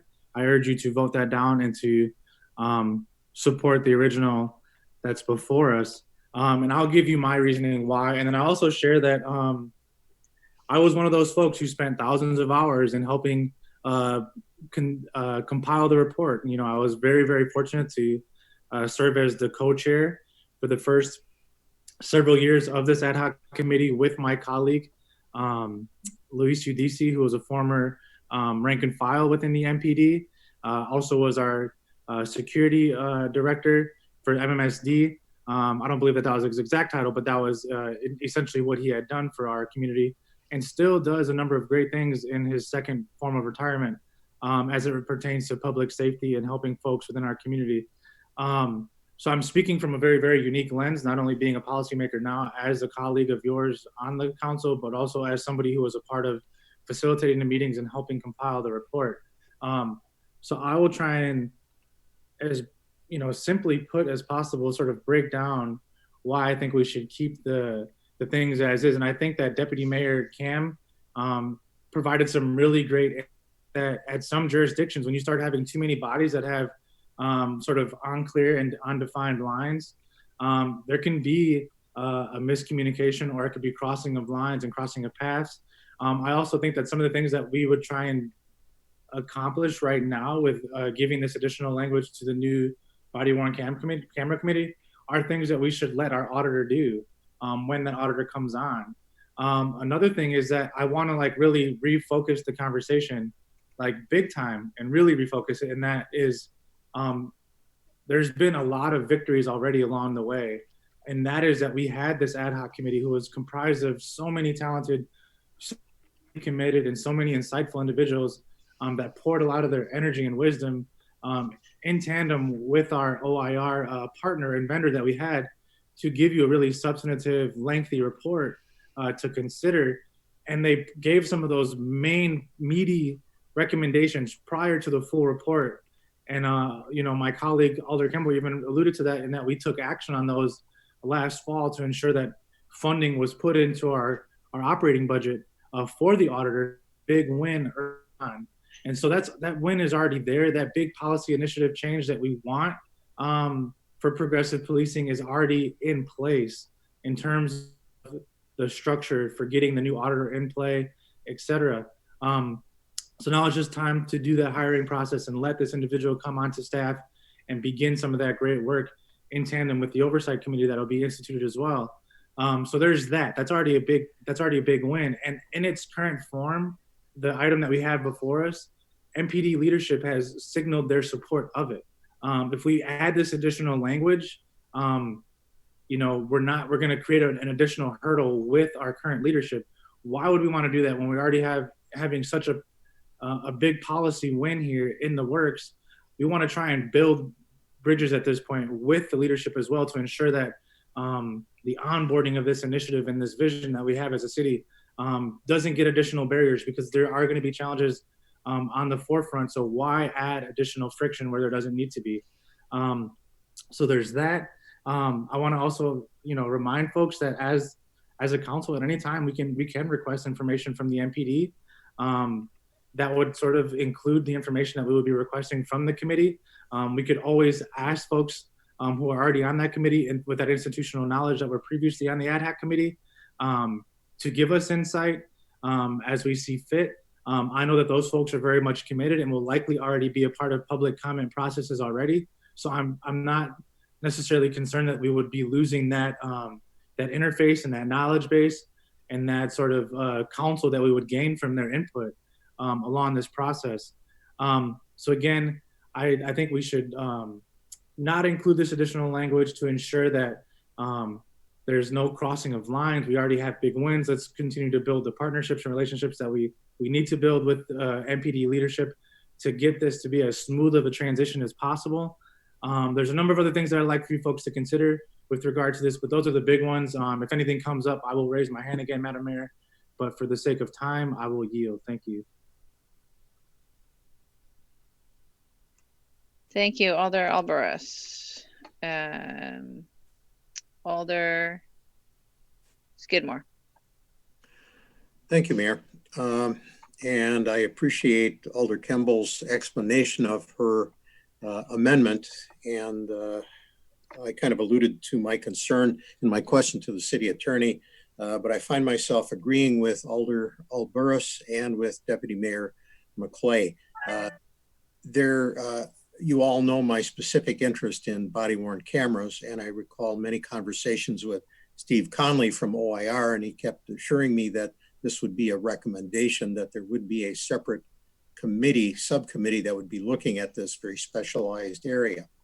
And I agree with that.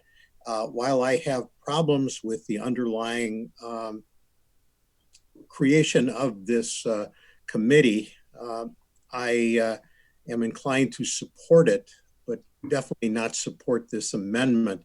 I do think it would make it more complex. And if it does get to a discussion, I will be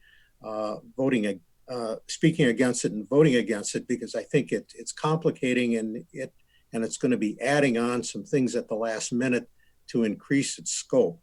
I don't think that voting this amendment down is going to eliminate the implementation, or at least the discussion of all of the other items. I don't think it does that at all. It just separates the one item per the specific recommendation in the OIR report. So I will be voting against this, and I urge my colleagues to do so as well. Thank you. Thank you, Alder. Alder Evers. I don't think I had my hand up. I'm sorry. That's all right, Alder. I'd rather ask you too much than miss you. Alder Bedar. Thank you, Madam Mayor. I will also be opposing this amendment. I am in no way actually confused about the entire process of what has been a long and windy road of getting us to the ad hoc committee's report, and a lot of very, very dedicated work by a lot of people, including, of course, Alder Alvarez, who served as co-chair, and those of us alders who started that work and continued to follow through with the needs of the ad hoc committee and making sure that we got it to a place where it was accepted by the council. The biggest win, as Alder Alvarez just explained, was when we actually as a council did accept the first and foremost recommendations of the ad hoc committee, which was the creation of an independent monitor. And the next big thing after that was that it was actually in the budget and approved as part of the budget. So that the question that I asked Deputy Mayor McClay are really the next step of hiring this independent monitor. I'm also not confused about the difference of the role of the monitor and the civilian oversight. Actually, the first sentence under the duties of the independent monitor in the report by the ad hoc committee says that they will actively and on an ongoing basis monitor the MPD's compliance with its own SOPs, governing laws, and lawful orders from the Common Council. And then it continues to say, including compliance with or progress towards meeting any recommendations or directives emanating from the work of the ad hoc committee. That is duty number one of the independent monitor. That is why I was extremely supportive, pushed very strongly for us to adopt as soon as possible the independent monitor as a recommendation so that we could hire that individual as soon as possible. And then of course the civilian oversight will be overseeing the independent monitor. And then as Alder Harrington McKinney pointed out, and Deputy Mayor McClay, in the meantime, we also need to clarify clear lines between then what's the role of PSRC and what's the role of the PFC.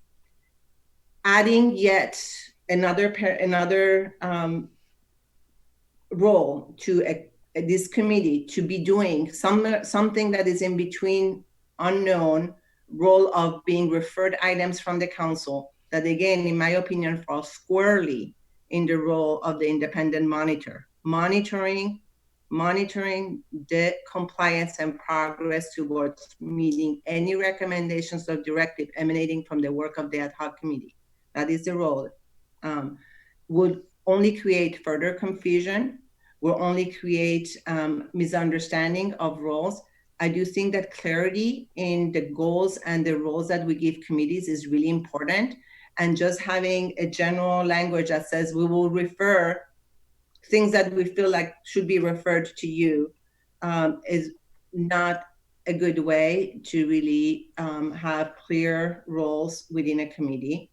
I don't think there is any question by anybody that the body-worn camera work needs to be done. That was actually a recommendation of the ad hoc committee. So what this resolution actually does is actually puts in place one of the recommendations of the ad hoc committee, which was to create a body-worn camera committee to bring forth some recommendations to the council on how to move forward on body-worn cameras. So there's clarity in how the resolution was written, and I was the main sponsor of this resolution. I do think that adding this additional clause changes the intent of the resolution that I sponsored, and it creates confusion. And again, it does. The biggest gain that we have is the hiring of the independent monitor. That is a structural change. That is somebody that's going to have that position within the structure of overseeing these compliance for the police department. And that's what we should be looking at, the long range goal of having that independent monitor in place as a change in structure. And I hope that you will vote this amendment down, and I do hope that you will support, as I won't speak again, the main motion, which is the creation of the body-worn camera. Thank you, Alder. Alder Rommel. Thank you, Mayor. Like some of us, I've been on this topic for a number of years, such that the body camera issue has come around several times since Alder Resnick was District 8 Alder when he first put forward this idea. And at that time, I thought I'd support it, but I've learned a lot over the years, and now I have a much more nuanced view. But we've never really finished that work, and this committee does that. And so I'm trying to listen carefully to all the concerns about this amendment. And it really, to me, with all due respect, I think people are overthinking this amendment. We can refer something to them if we think it's important. That's all it says. When referrals are made, you could challenge that during the consent agenda. It's not like it's an automatic thing. We're going to start piling on things to this committee.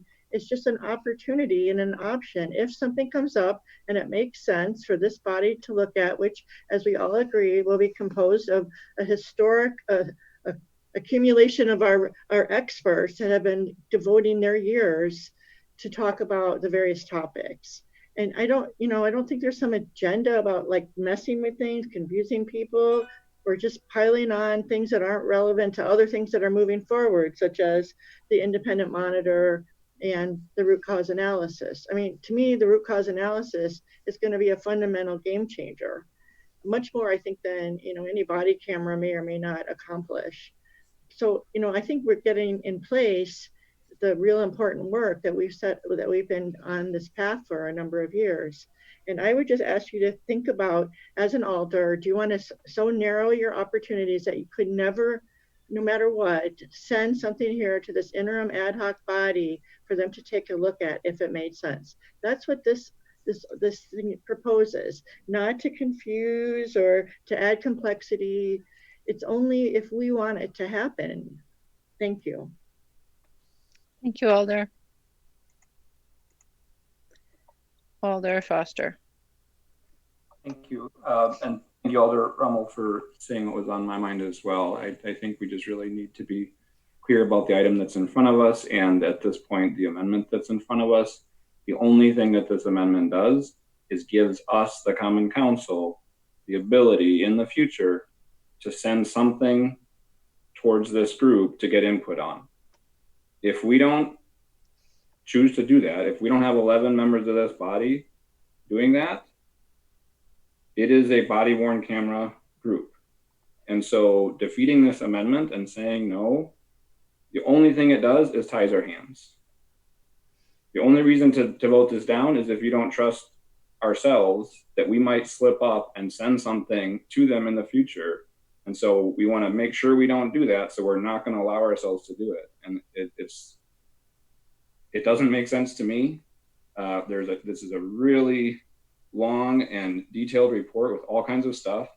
I'm really happy that MPD in the next item is working on giving us updates. And if one of those updates leads to a question, a policy question that we have, it's our responsibility. So we're either going to wrestle with it as a full Common Council, or what? We're going to send it to CCC and talk about it there.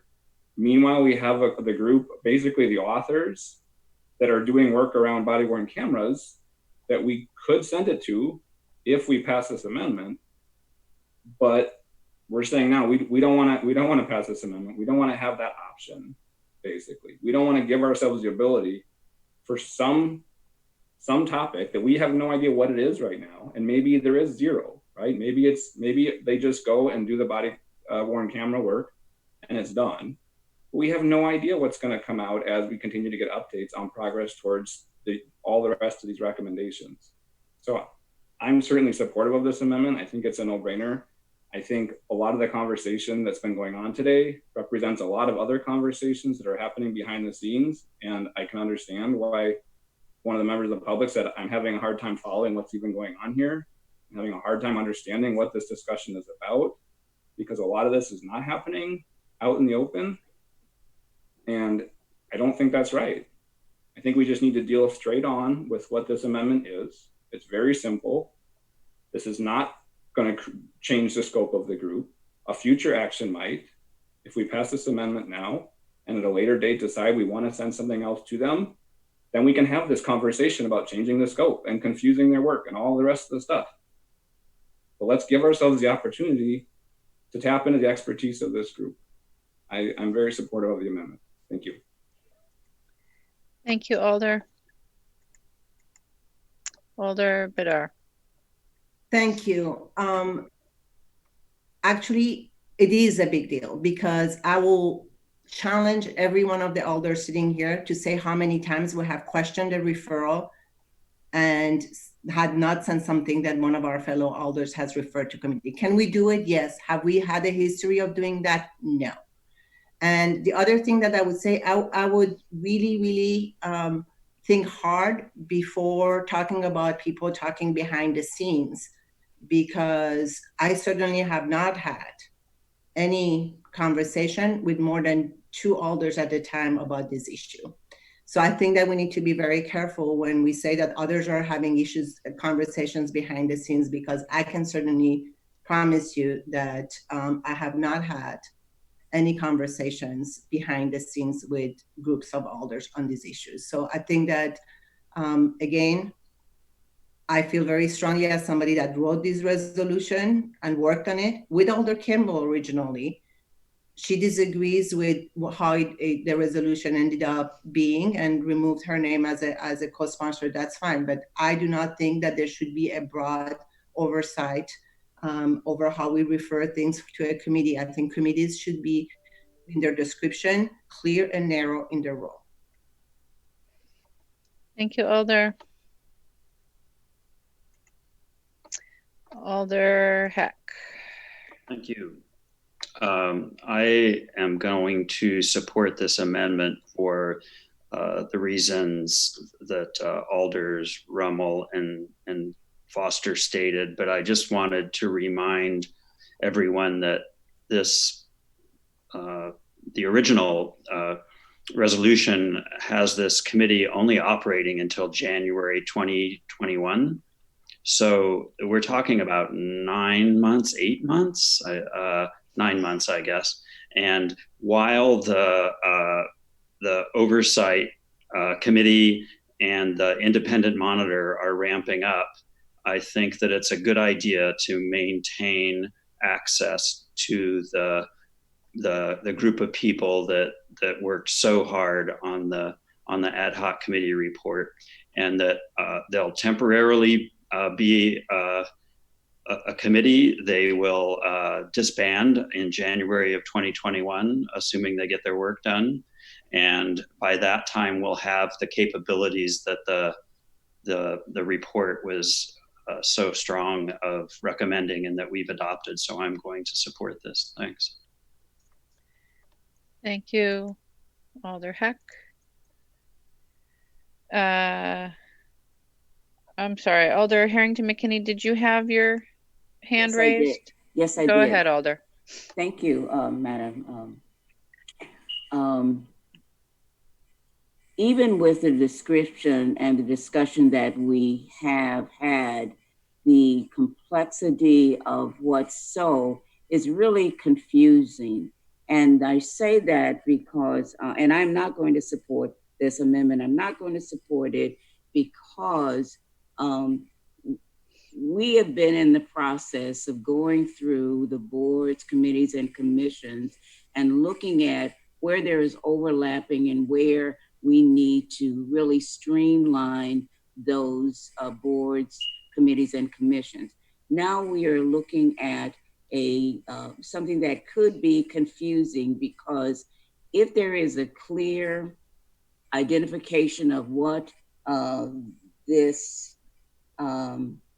PRC is going to do, that's fine, but there is overlapping and there is confusion, and why should we add another level of confusion to already? We're looking at the PSC, what its responsibilities are. We're looking at other boards and commissions, what their responsibilities are.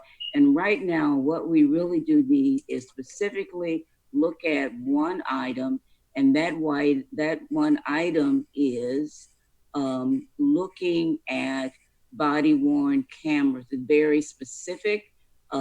It does not get tied into the other wider scope of the oversight monitor and all that. It looks at a very, very specific topic, is body-worn cameras.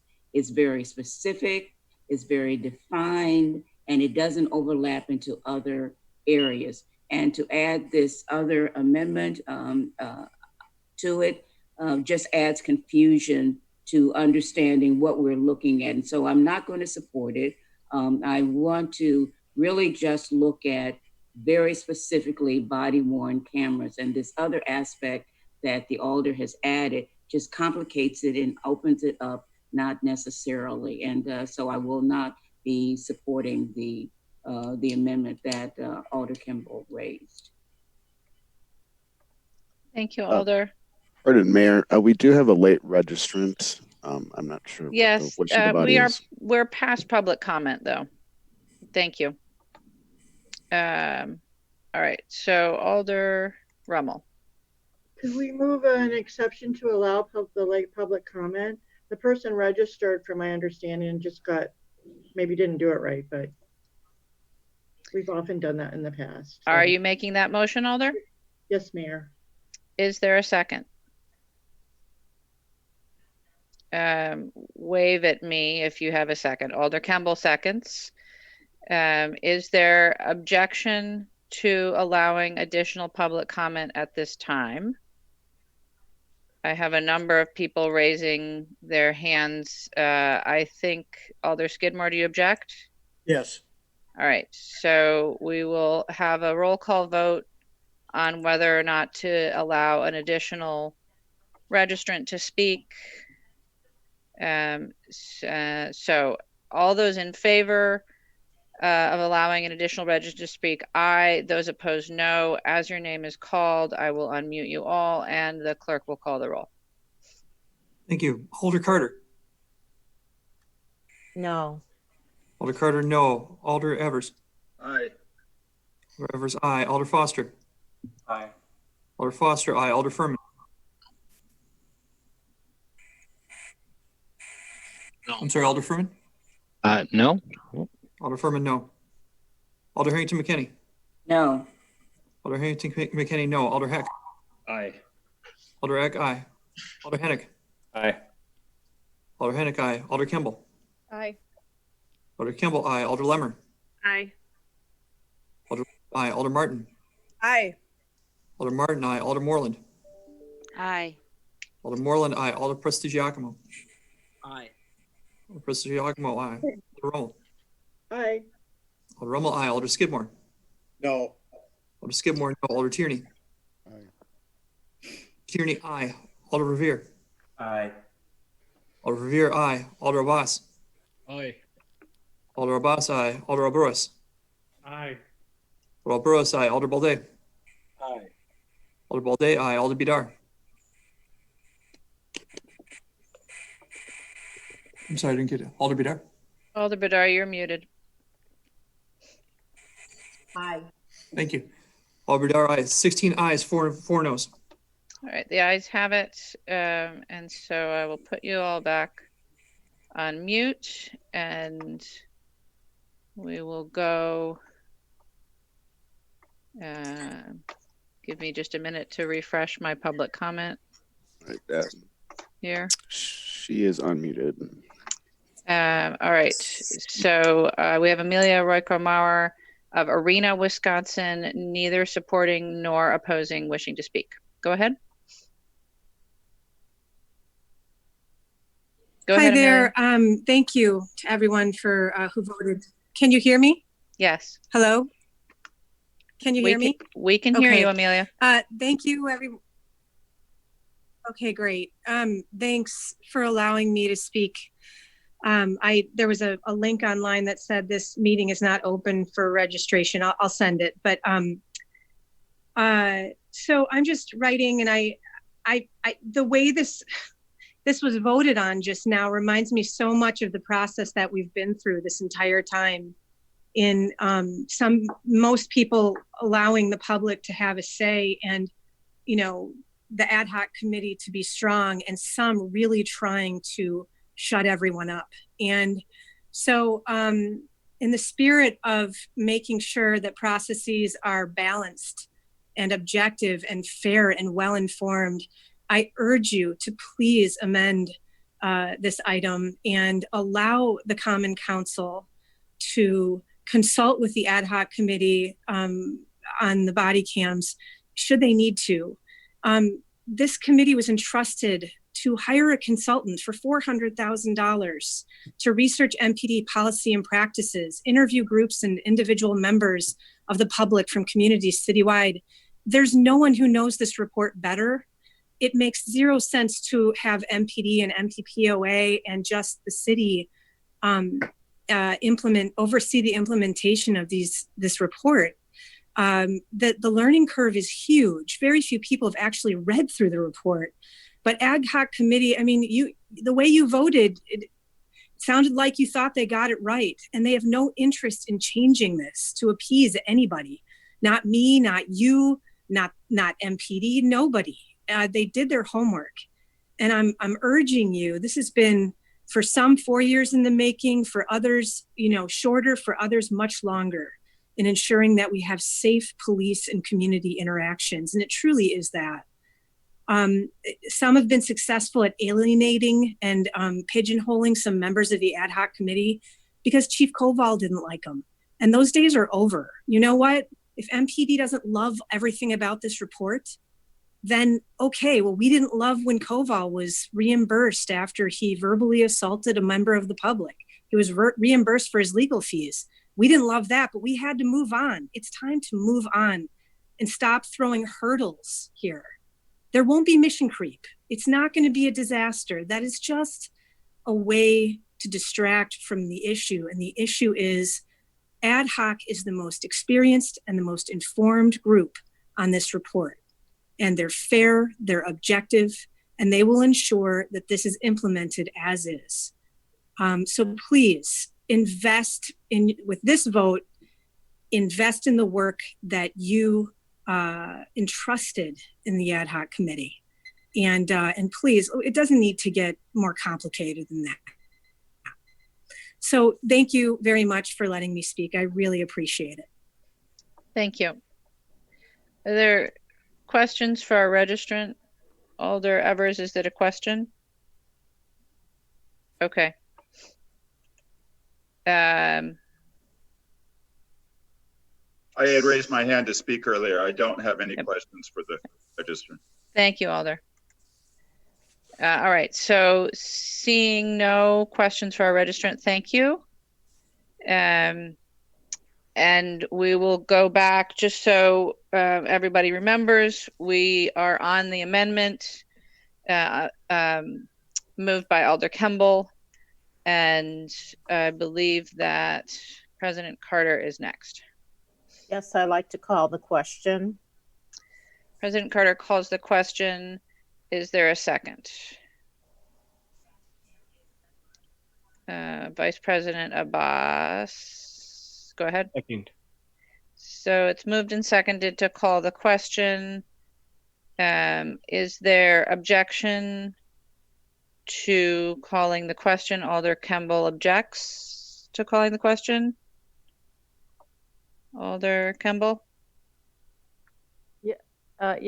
Okay. We just heard Alder Evers say he wanted to speak. So I'd like to hear what he has to say. All right, Alder. So the question's been called. And so all those in favor of moving to an immediate vote on the amendment, aye. Those opposed, no.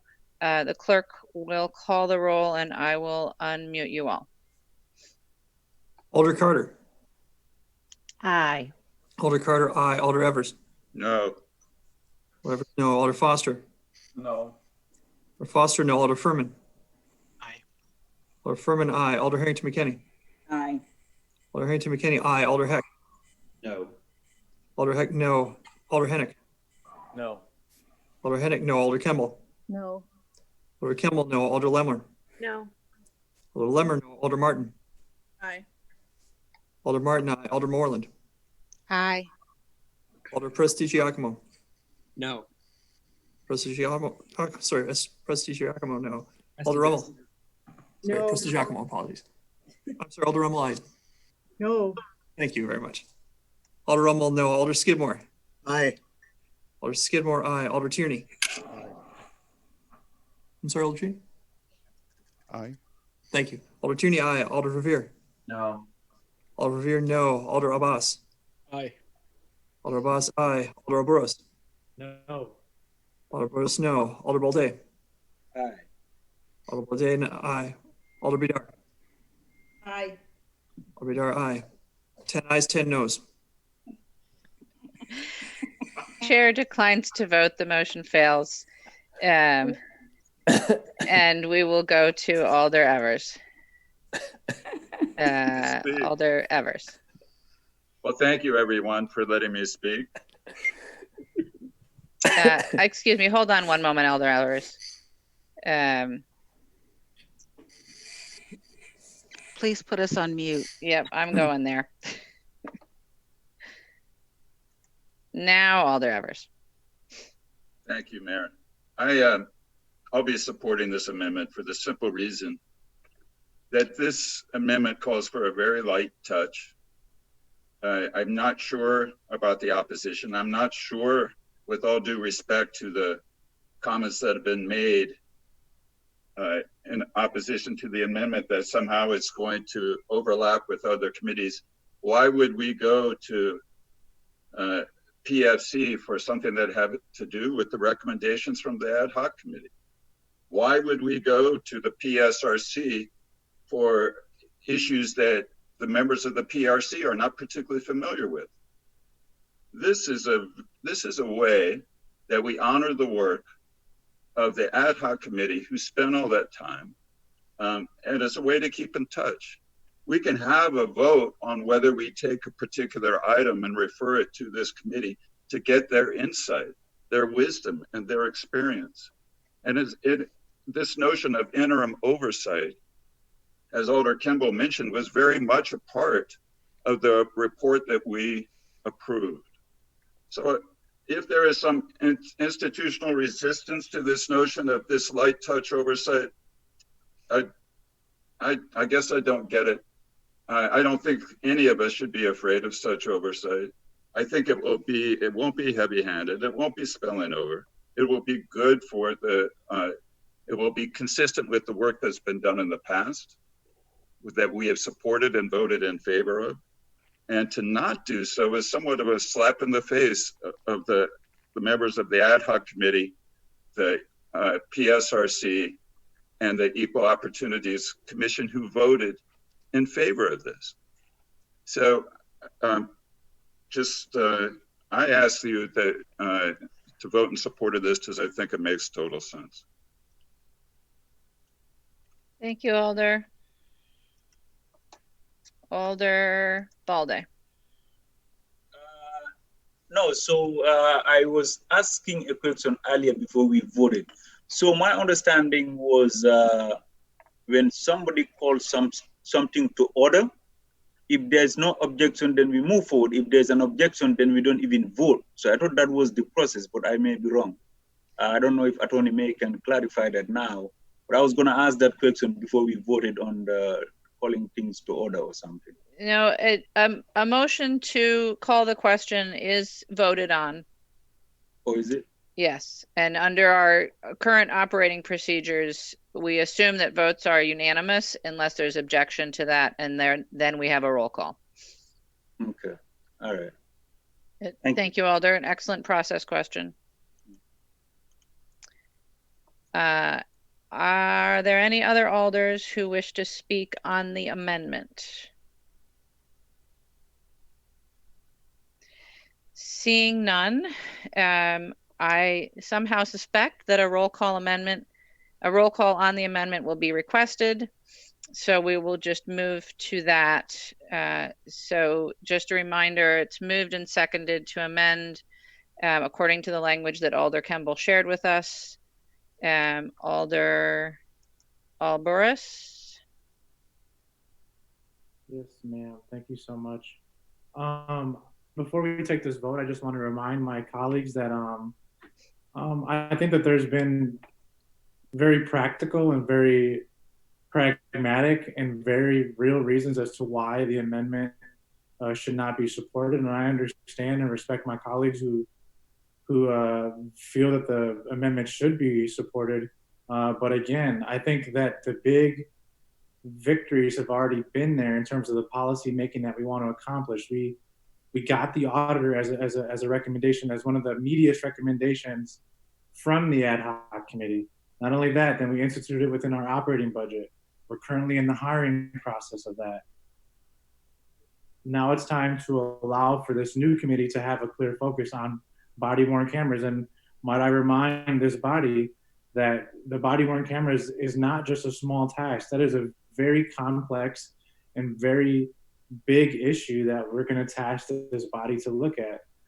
So I know and understand the rationale behind trying to allow the latitude for the committee, but I don't think this is the time or the space to do that. So I think it's important that we give clear parameters as to what the scope of this new body-worn camera committee will be.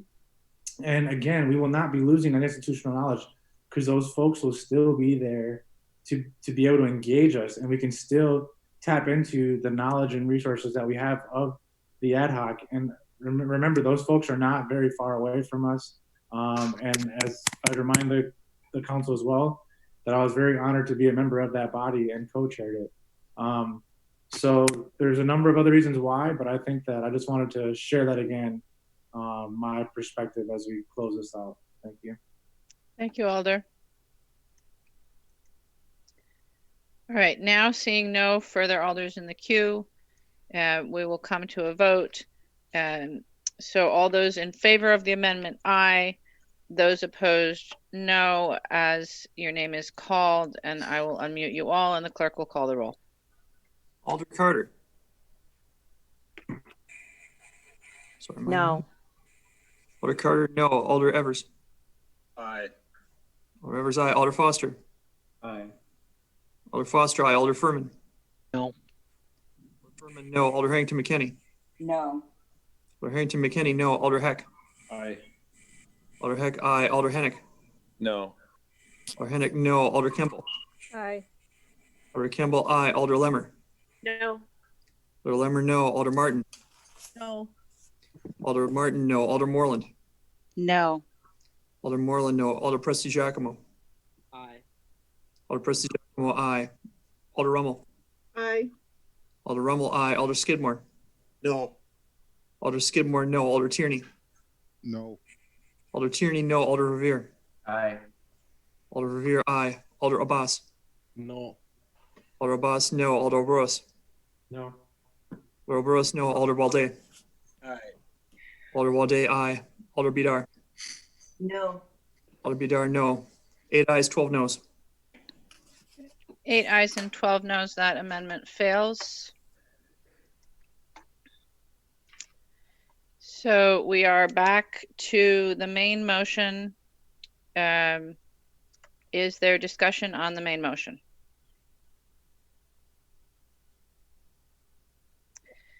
Seeing no discussion, is there any objection to recording a unanimous vote in favor of the main motion?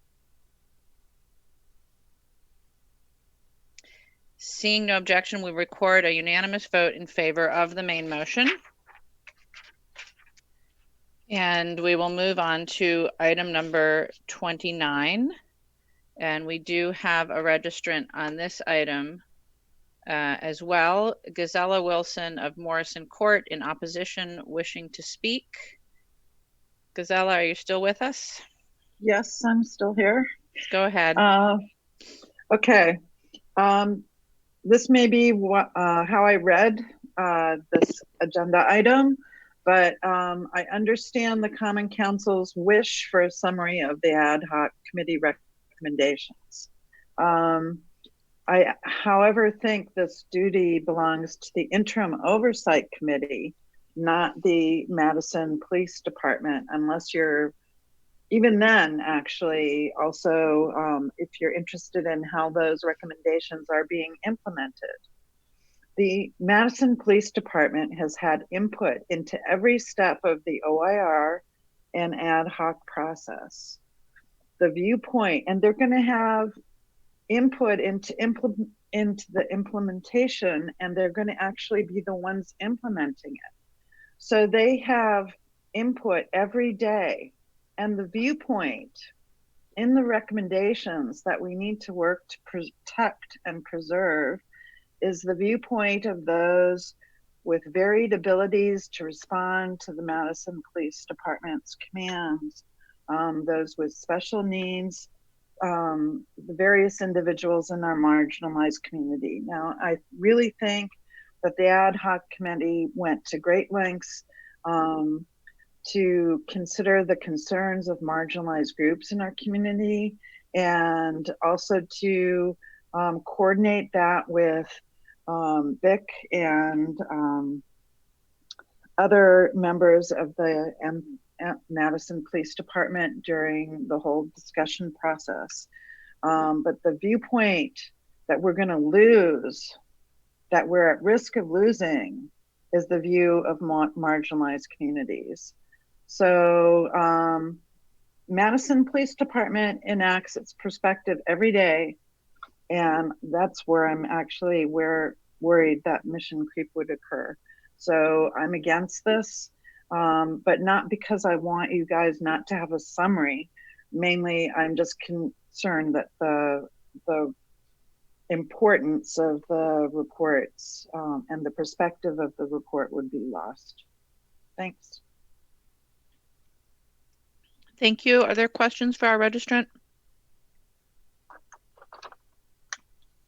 Seeing no questions, thank you, Gazala. Welcome. All right. Alder Carter for a motion.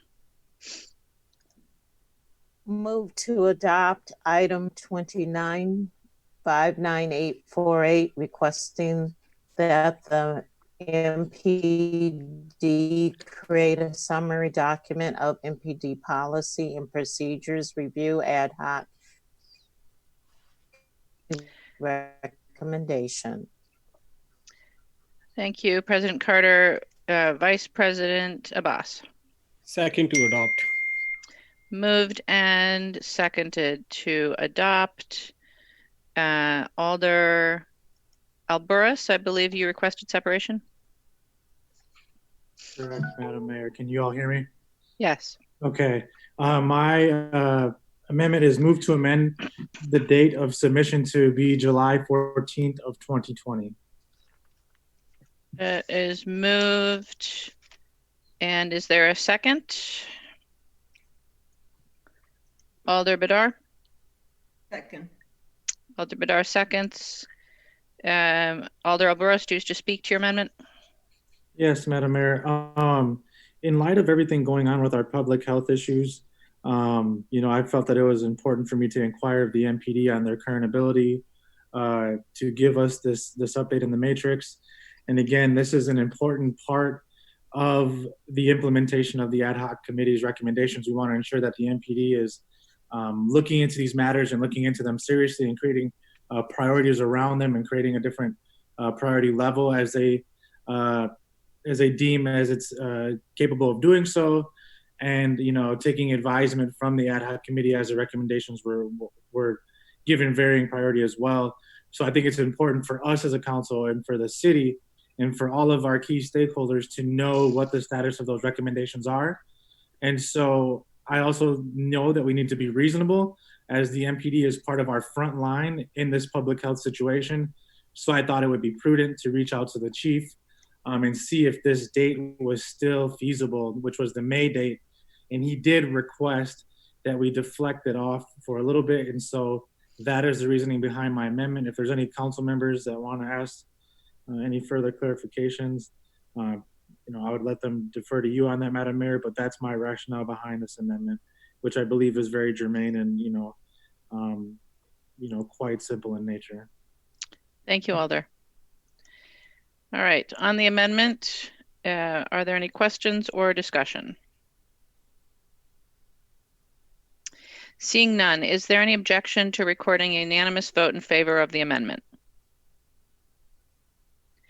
Seeing no objections, we will record a unanimous vote in favor of the amendment, which brings us back to the main motion. Are there any questions or discussion on the main motion? Seeing none, is there any objection to recording unanimous vote in favor of the main motion? Seeing no objection, we will record a unanimous vote in favor of the main motion. That's item 29. And we will move on to item 36. President Carter for a motion. I'm trying to unmute you. Alder Carter is a co-host now too, so she should be able to unmute herself. There. Yeah. Thank you. Item 36, Legistar 60126 is a substitute authorizing departments to transfer to other departments up to $50,000 from the operating budget and up to $250,000 from the capital budget in response to COVID-19 emergency. I recommend to council to adopt. Move to adopt, Vice President Abbas. Second to adopt. Moved and seconded to adopt. Alder Rummel. Thank you, Mayor. Thank you, everyone. I pulled this off the agenda because I'm kind of concerned about giving this broad authorization for an unknown period of time or through a year to move money around in the budget, when it seems to me quite simple to introduce something on the agenda and then in 2 weeks have us approve a change, even if it's a supermajority required given the times we are in. And I think tonight's agenda is a really good example of how we can introduce things and then deal with them in a timely way. I don't know. Item number 79 for introduction by title only is an amendment to authorize a 2-year lease with a property that could be used for a temporary shelter. And, you know, this is a land use agreement with a property owner, and presumably, you know, we could start, we've started negotiations and turn it around and continue. And if we can do something like that, which is a fundamental emergency for shelter and getting a lease with a potential purchase for later, we should be able to do any major expenditure with proper notice without, and maybe a requirement for a supermajority. But again, I just question whether we need to have this broad authorization. And I spoke to Mr. Schmidtke today because I didn't really realize that the $5,000 threshold is something that every year we reauthorize through the budget. Because I said, should we raise it? Is it too low? But no, every year we, through the budget process, say, this is the limit that we're, well, there's a threshold. So we, you know, it seems like it's a pretty tight hold, and I get we're in a different time, but I just would like you all to consider whether we really need to do that, given our high levels and heightened attention to everything that's been going on. And thank you. So I wanted you all to have us to have a discussion. Thank you, Alder. Are there any other alders wishing to speak on this item? Alder Hennick. Yes, I was just gonna ask that I would just like to hear some of the background from the mayor on the proposition and kind of some of the reasoning behind it. I would defer to start with Mr. Schmidtke, as this, like all the other orders, initiated with staff. Mr. Schmidtke. Thank you, Mayor. Alder Hennick. So as Alder Rummel mentioned, the budget transfer threshold is adopted each year in the budget resolution. It is currently $5,000, and that authority it can be transferred between what we call major objects. Those are the major expenditure lines within a budget. So that would be, let's say, between supplies and purchase services. The transfer can also occur between divisions and between departments, which the mayor has the authority to do. The finance director has the authority for between the objects and so on.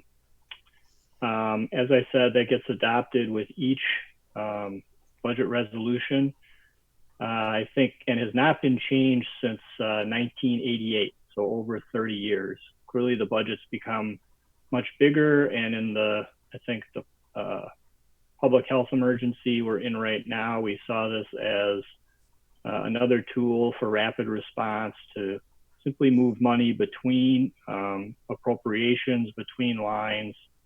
It does not create new appropriation authority. And we also are proposing a $250,000 transfer between capital or within capital projects.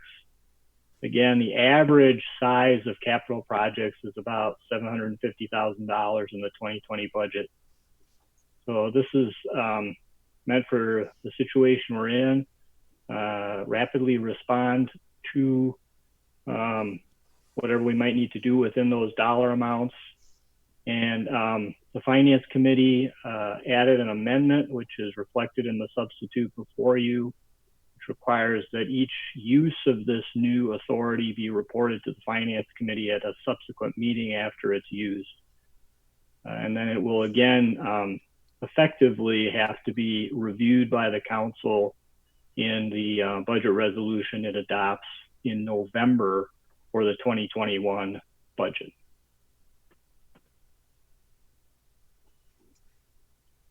Alder Hennick, did you have additional questions for Mr. Schmidtke? Not at this time. Thank you. I would just note that just as an example, the clerk's office had a postage budget for the spring election that was $8,000. Their actual charges in March were $121,000. So there is actually a need to figure out a way to deal with that. And that's just one example of additional expenditures that have been required in response to this crisis. While some of them I think could wait and go through the normal procedure, I think there are others that are more timely and critical, and the staff may need the authority to move rapidly if they can. Alder, let me just check. Alder Rummel, Alder Foster, questions for staff? No. All right. Are there questions for staff? All right. Then moving back to discussion, Alder Rummel. Well, I should have maybe done it at the front end, but I would like to move an amendment to end this power on June 2nd. And if I get a second, I could explain. Alder Foster? Second. Alder Foster seconds. Alder Rummel? Just like the emergency declaration that we recently passed that said that we would come back on June 2nd to revisit, I think this is a similar type of activity that we should put in a package. I certainly want the clerk to have their stuff to mail the ballots. I don't think anyone says they, of course we do, but maybe it's not always feasible to come in a 2-week time turnaround, but I think a lot of times it could be. And in any case, I think we should have like an end date that we revisit it before a year end. And I hope you would support that date. Thank you. Thank you, Alder. Is there further discussion on the amendment? Alder Foster. Thank you. I think there was good discussion about this at Finance. I appreciate Alder Rummel putting this amendment forward. I think it makes a lot of sense. Obviously, we're going to need to figure out our approach related to emergency authorities at our June 2nd meeting. We'll have a better sense of where things are at with the pandemic. But in particularly, I think this, of all the duties of the Common Council, budget authority is really one of our primary duties. And so, again, I don't think anyone here is interested in stopping work that needs to happen, but we definitely should be in the driver's seat for changes to the budget that we approve. So I support this amendment. Thank you, Alder. Alder Campbell.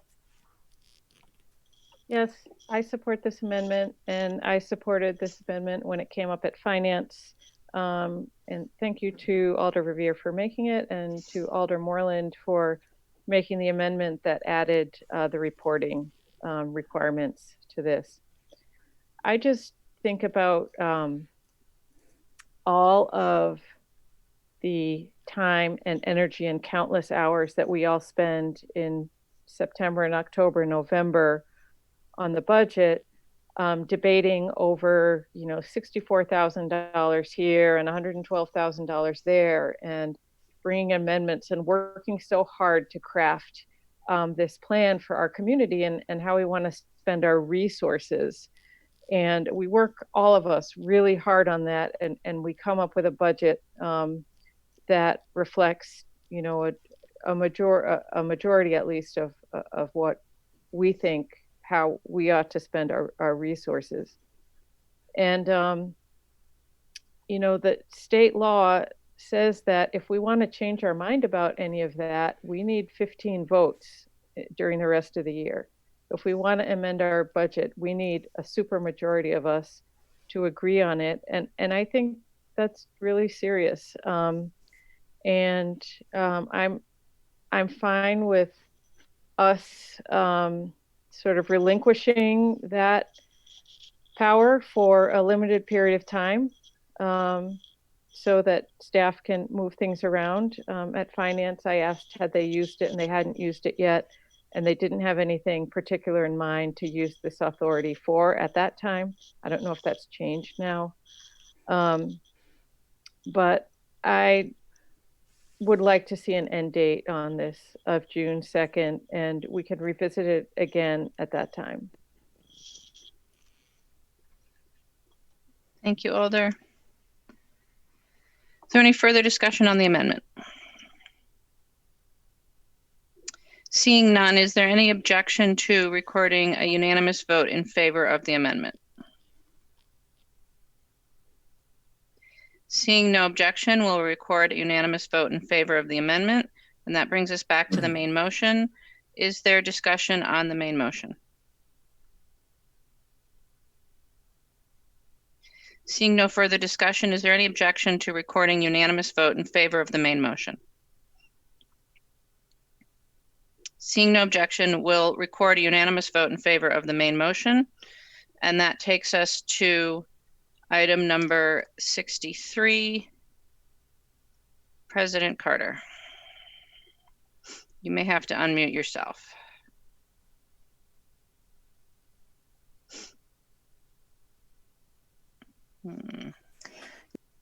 Move to adopt item 63, 60124, waiving the requirements to conduct an annual RFP for the Emerging Opportunities Program under MGO 3.12, paren 11, paren C for 2020, and reallocating the 2020 EOP funding to other contracts or programs. Thank you, President Carter. Vice President Abbas? Second to adopt. Moved and seconded to adopt. Is there discussion on the item? Alder Bidar. Thank you, Mayor. Oops. Thank you, Mayor. I would like to move an amendment, the amendment that was actually shared with all alders this afternoon. Would you like me to read the amendment language, or does everybody have a copy of it? Well, for the sake of the whatever viewing public we might have at this hour, would you at least summarize the amendment? Yes. The amendment changes the be it resolved clauses for this and says that the funds allocated to be awarded through the 2020 EOP program may be reallocated by the Common Council to other contracts or programs to mitigate the effects of COVID-19 emergency, and that it would come to the Common Council with the recommendation of the CDD Division Director and either the Community Services Committee or the Finance Committee or both, if both committees are able to meet. And if I can have a second, then I'll speak to it. Alder Furman? Second. Thank you, Alder Furman. Alder Bidar. I have discussed this amendment with the Division Director, Jim O'Keefe, and also shared it with the Mayor earlier today. It was drafted by Assistant City Attorney Manila, so it was reviewed by City Attorney's Office, and I serve on the Community Services Committee, and I wanted to make sure that if there is an opportunity by the Common Council to see what those recommendations would be and to act on those recommendations.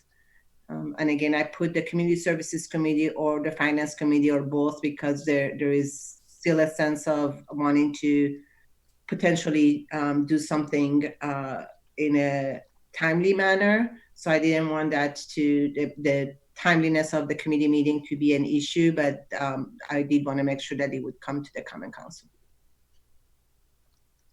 Thank you, Alder Badar. Is there any discussion on the amendment? Alder Harrington McKinney. I just want Alder Badar to clarify. You said either or. Could you consider that it comes to the Finance Committee and ultimately to the Common Council? Alder Badar for clarification. It actually says either or both. So the preference would be both. Yes. But I wanted to also, so they would go to Community Services, to Finance Committee, and then to the Council. But given that Community Services Committee is not scheduled, doesn't have a date certain to meet yet, I wanted to make sure that if there is something that happens between now and that moment in which the Community Services Committee would be meeting, that there is an opportunity for it to come to Finance and Common Council for approval. Again, we seem to be sitting here right now thinking things are going really well and things are improving, but that is not a certainty at this point. So again, that's why I gave the flexibility, but it would definitely come to Common Council. Thank you, Alder Badar. Alder Harrington McKinney, does that answer your question? Just a follow up. Since we will be standing up other committees, and that's in the phase 2, to have this come not an either or, but a collectively coming before that Finance Committee before it is sent on to the Council for a vote, gives an opportunity for discussion and have some of those questions out of the way. And so I would ask that you consider rather than either or, that an and. Alder Harrington McKinney, I think that just to clarify, the intent of Alder Badar's amendment is that it will come to Council no matter what. And that the question is that practically the effect of the amendment would be to send it to Finance Committee and then to Council. The only question is whether or not Community Services Committee will meet in the time period that this would be considered. Does that help, Alder Harrington McKinney? Thank you, but it will come before the Finance Committee, is that correct? That's correct. Okay, thank you. You're welcome. All right, is there additional discussion on the item, Alder Badar? No. Okay. Is there any other discussion on the amendment offered by Alder Badar? Seeing none, is there any objection to recording unanimous vote in favor of the amendment? Seeing no objection, we'll record a unanimous vote in favor of the amendment, and that will bring us to the main motion. Is there any discussion on the main motion? Seeing none, is there any objection to recording unanimous vote in favor of the main motion? Seeing no objection, we will record a unanimous vote in favor of the main motion.